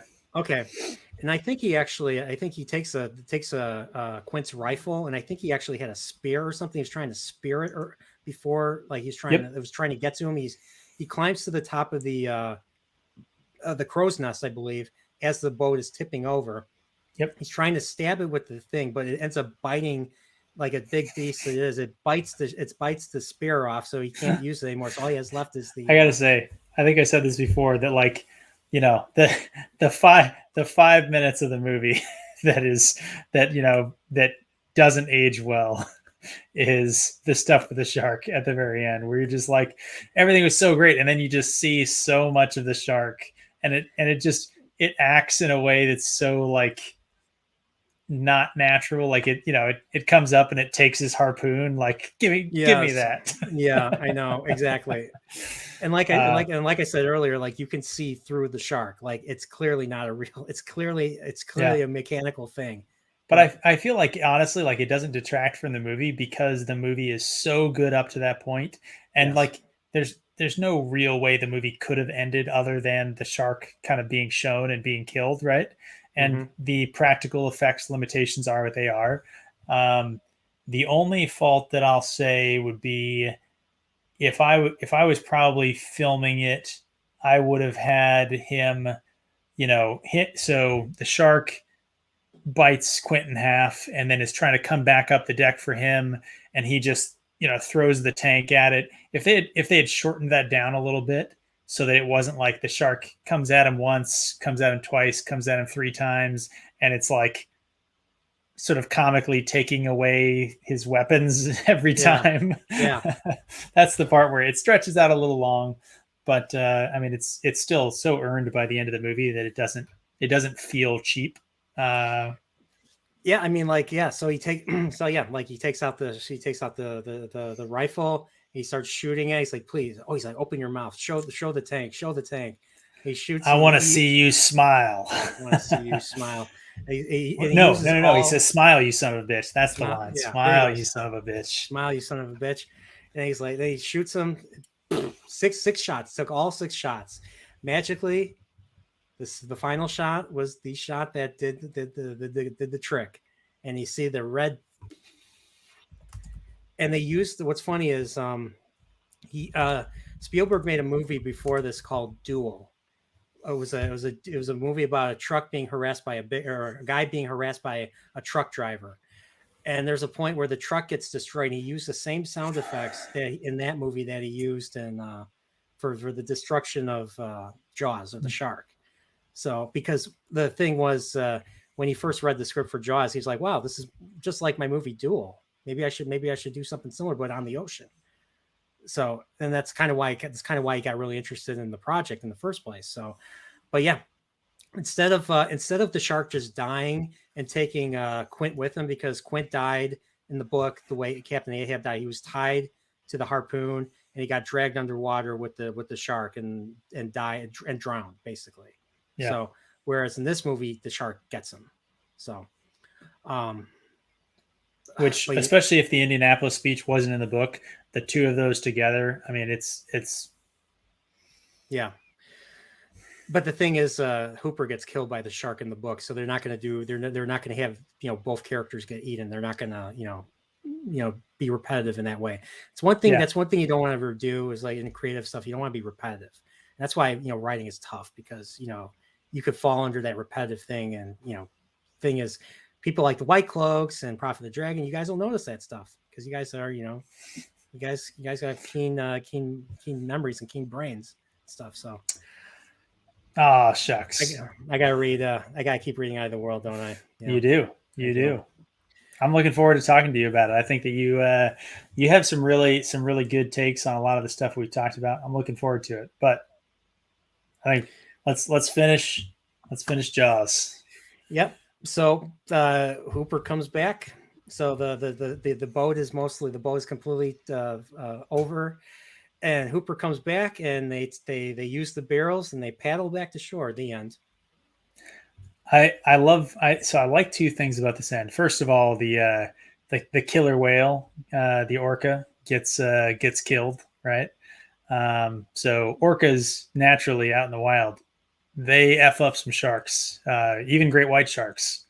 So there's kind of an interesting play on the name of the boat and stuff there. Did you And know then there was a movie that came out as a knockoff called Orca? I we've told you talked about about that. it. Yeah, yeah, Yeah. yeah. Sorry, keep going. I'm sorry, I didn't mean to interrupt And your. and then I liked the kind of the last line of the movie, right? So it's like, hey, do you think we can get to shore on those? And then they get a couple of the barrels together and presumably a piece of wood, and they're kind of going into shore. And he's like, hey, I used to be afraid of the water. And Hooper's like, yeah, I can't imagine why. Yeah, and that's the payoff. He changed. Brody changed. He went from being scared of the water to now. This whole experience changed him, and that's what makes great storytelling. Yep. That's a character progression. That's what we want to see. We don't want to see characters stay in the same place, or do nothing. That's boring. But yeah, this was a perfect payoff right there, and this is why everywhere I've seen this movie gets rave reviews, 4 stars, 4 stars, 4 stars. Probably the highest rated horror film of all time. Say four stars, Yeah, 5 4 stars. Well, I mean, I used to read TV Week, and that was 4 out of 4 stars. Okay. TV Preview, it's a Chicago Sun-Times, Chicago Tribune. You don't know, but that Nope. when I was a kid, I used to read the TV Guide, and that's how I I've found been out to about Chicago. movies. You've been to Chicago? I'm so Yep. sorry. I'm so sorry. I got into a bar for free when I was. Don't tell anyone. I might not have been of age, and I got to drink for free there. It was a good time. All right, nice. I was on, we'll say, official duties. I was in uniform, and they were like, "Yeah, you can come in." There you go. But yeah, I mean, what was I talking about? I kind of lost track. 4 stars, Chicago Tribune. Oh, 4 stars. Oh yeah, yeah. But yeah, like that's how I learned.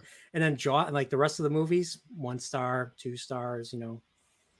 Jaws 2 was okay. Did you see Jaws 2?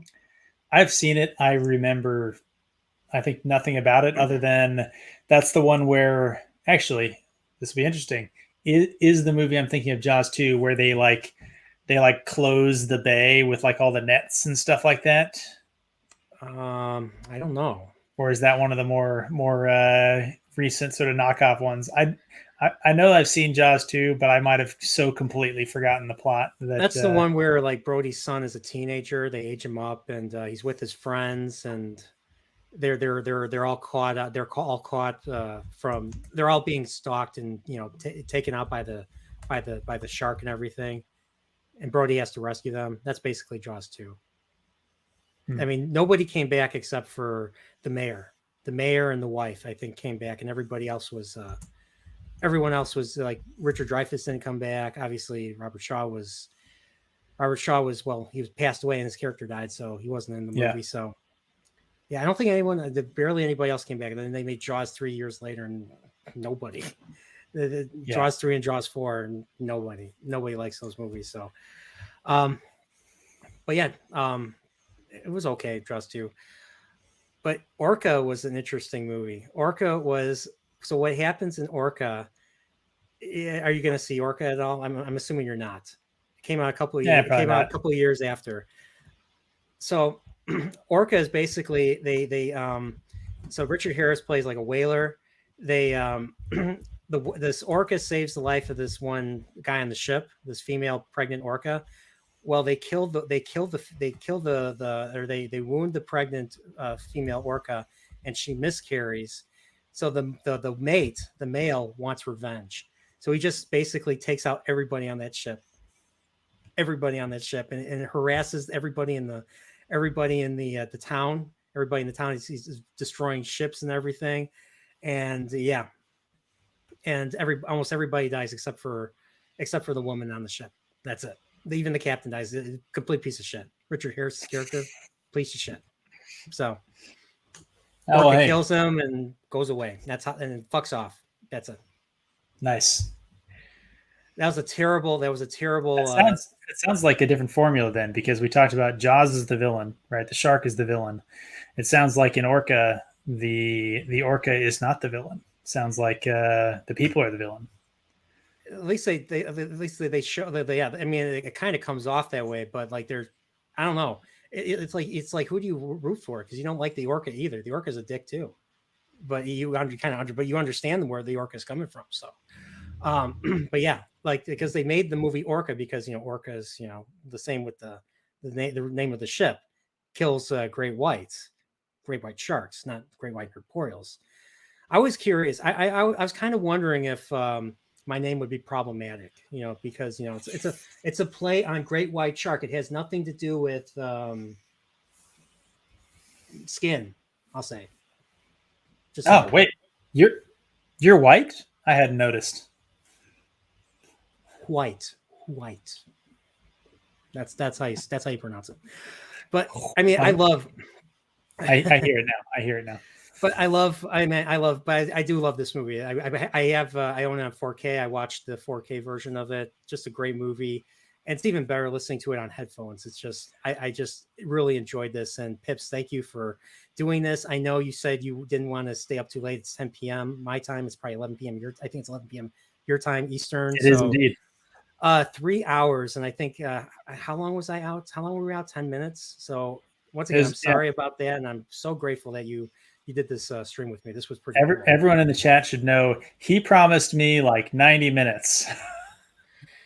Yeah, I did. Because I remember, like, I asked you, like, you want to do a horror stream? He's like, yeah, I can do about an hour. That's all I could talk about. We could talk about an hour. And it ended up being 3 hours. It ended up being 3 hours. So you know what?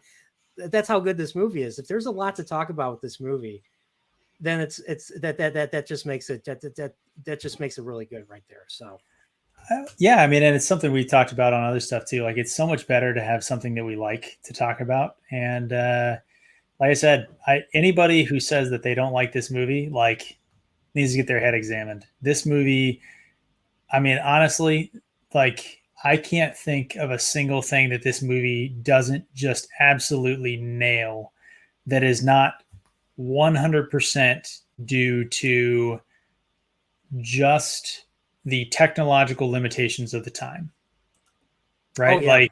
Like there are some things where you're like, okay, yeah, this is not perfect by, sort of a more kind of modern standard or whatever, right?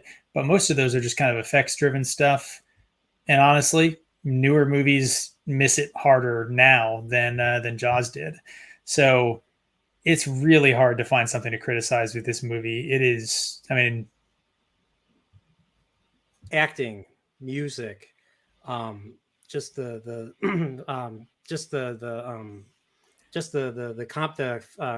composition of the frame, and yeah, I mean the creativity that went into it, and just how, like, they just and the likable characters, the fact that Spielberg was willing to rewrite this, and it did go over budget. Yeah, and going over budget and getting the support of the producers was a positive, because this ended up being the first blockbuster. This movie is the reason why blockbuster, box office blockbusters exist. I mean, and Star Wars followed up shortly after that, but yeah, after that, it's like Spielberg was a powerhouse in the film industry. And I think he hit his peak in 1982 with, or 1981, in the early 80s with Raiders of the Lost Ark one year, E.T. the other year. Just those two movies alone, just, yeah. What can I say? Yeah, I mean, the other thing, we kind of started with this, right? That the thing that you can't lose sight of with Jaws is just how impactful it's been, right? So many things this movie does are now tropes within movies, right? Like, there's so many things that you can say, oh, like, I've seen this so many times. It's almost like Tolkien, right? Like, every fantasy book, there's there's a line. This came from somebody in our Discord who I think was quoting somebody else. They're talking about Tolkien and fantasy, and they said that Tolkien is essentially like Mount Fuji in Japan, where every single picture you see of Japan is includes Mount Fuji in some way, and it's either because you're standing on Mount Fuji or Mount Fuji is in the distance, or even when it's not pictured, it's notable in its absence, and it says something about the production because they intentionally tried to not include Fuji, right? And that's the impact of Tolkien and fantasy, and I think that's the impact of Jaws in Hollywood and in movies. Is that so many things that Jaws did, other people emulate or get compared to things that Jaws did. And it spawned off a lot of it spawned off a lot of good movies. I mean, in my opinion, it spawned off Halloween, even though Halloween is not a movie about, sea creatures, but the idea of an unstoppable force and just a lot of the suggestion that went into it, and just a lot of ideas spun off into that movie, and it spun off into a lot of other horror movies that weren't necessarily about beasts or leviathans or things that are inhuman. I mean, well, they are inhuman, but still. And Lord of the Rings did the same thing. I mean, I do have a question though. Lord of the Rings and Wheel of Time. So is Eye of the World as far as Lord of the Rings goes? Or is there does it? I think that didn't you say the rest of the series kind of goes and does its own thing after that? It doesn't follow the Lord of the Rings format. So my take on Eye of the World is that the first quarter to third of the book is very similar to the Fellowship of the Ring, less so, Two Towers, Return of the King, that sort of thing. There's elements of that. Again, you can't write fantasy and not have elements of Tolkien either, notably absent or there as part of it. But if you want to think of Lord of the Rings and the Fellowship of the Rings, up to Weathertop is probably I think where the story kind of follows, with Shadar Logoth being Weathertop in that's where they split, right? Yeah. So obviously Shadar Logoth is very different than Weathertop, but the arrival at Shadar Logoth, really the leaving Baerlon and leaving Breen Spring. I think it's Breen Spring, right? Not Breen Spring. Shoot. Bree. Thank you, Bree. Yeah. So leaving Bree and leaving Baerlon is very similar up to that point in the story, and then I think you can follow it pretty similar in terms of like driving motives and stuff like that up to like Weathertop and Shadar Logoth, and then outside of that, it branches and becomes its own thing. I was listening to the audiobook because I do have the audiobook, and I was a little bit ahead in the audiobook, but I forgot everything, so I'm just reading it. I'm just reading it myself and not just listening to the audiobook. But the character Tom Maryland, the Glee Man, he gives off Gandalf vibes. Like the way he talks, the way he sounds, even though he's not a wizard, he comes off as he's very similar to Gandalf. And there's a point where they lose him. I remember in Eye of the World, there's a point where Rand loses him, and it kind of made me think of way Frodo. Well, I mean, it's a totally different situation, but it's kind of made me think of way Frodo and the Fellowship lost Gandalf in Khazad-dûm. So, I mean, I don't know if you ever thought of it that way. That was just something I took away the second time I've listened to this character. So yeah, generally, I think that it is viewed that in Eye of the World, Moraine and Tom Maryland jointly sort of fill that Gandalf kind of archetype in a lot of different ways.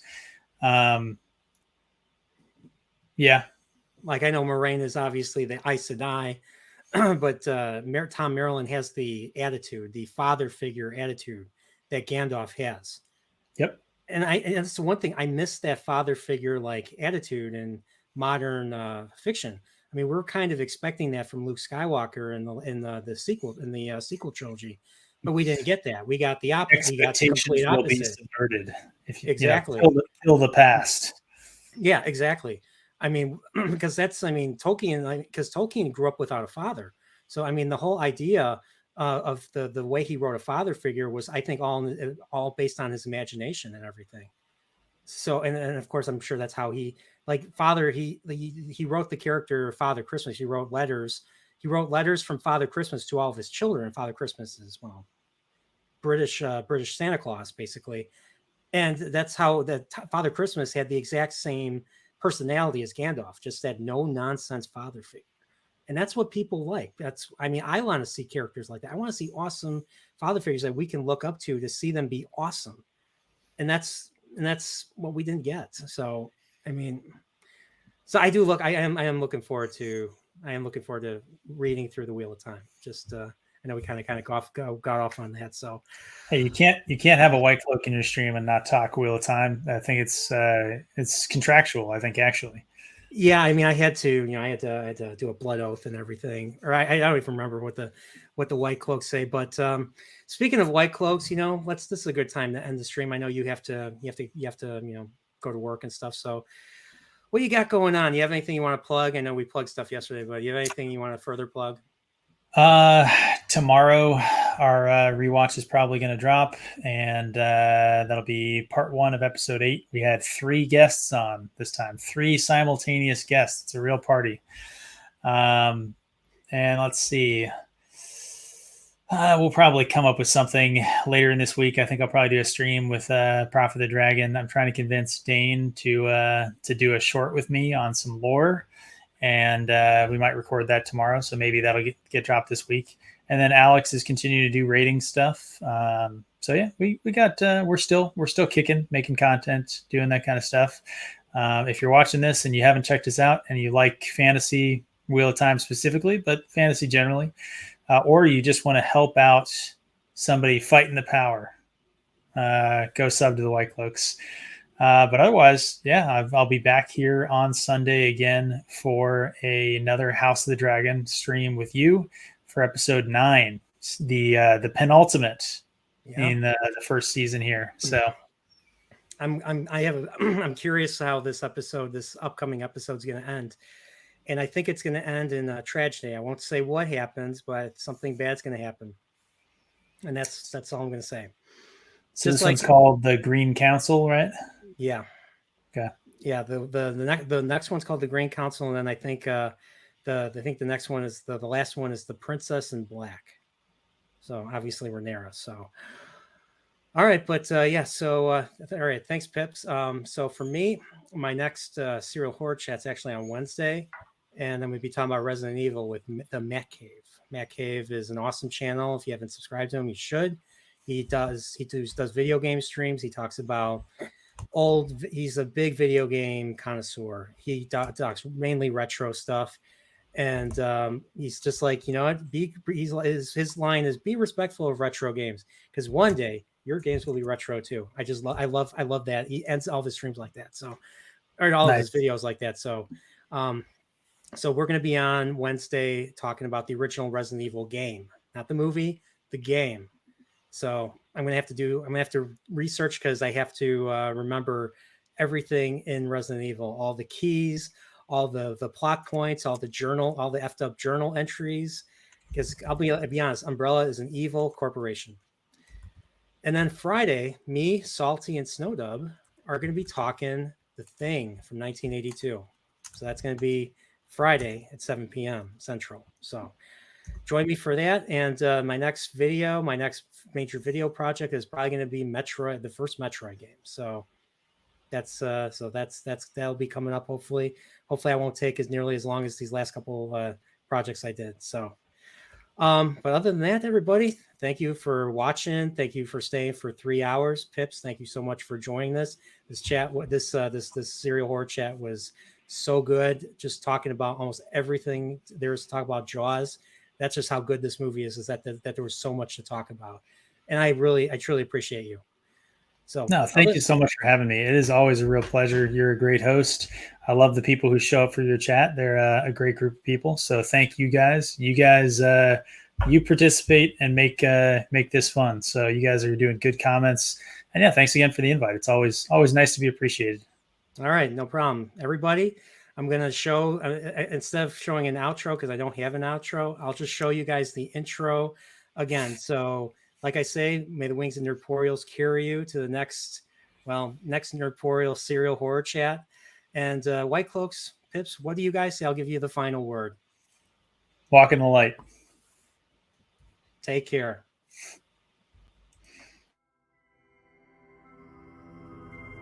We are approaching that time of year again. A time of great exhilaration. A time of great pleasure. A time of great fear. The darker sides of all crave that latter delight from themselves, but even more so from others. To satiate that hunger, our dark selves take note, interest, and entertainment in tales of the macabre that appeal to our deepest fears as only mortals face. The only way to achieve this is to begin the dark ritual where Nerdporial and a special guest will discuss a particular tale during this season to ward off pure evil, as well as to entertain and to educate. I humbly welcome you to the Serial Horror Chat.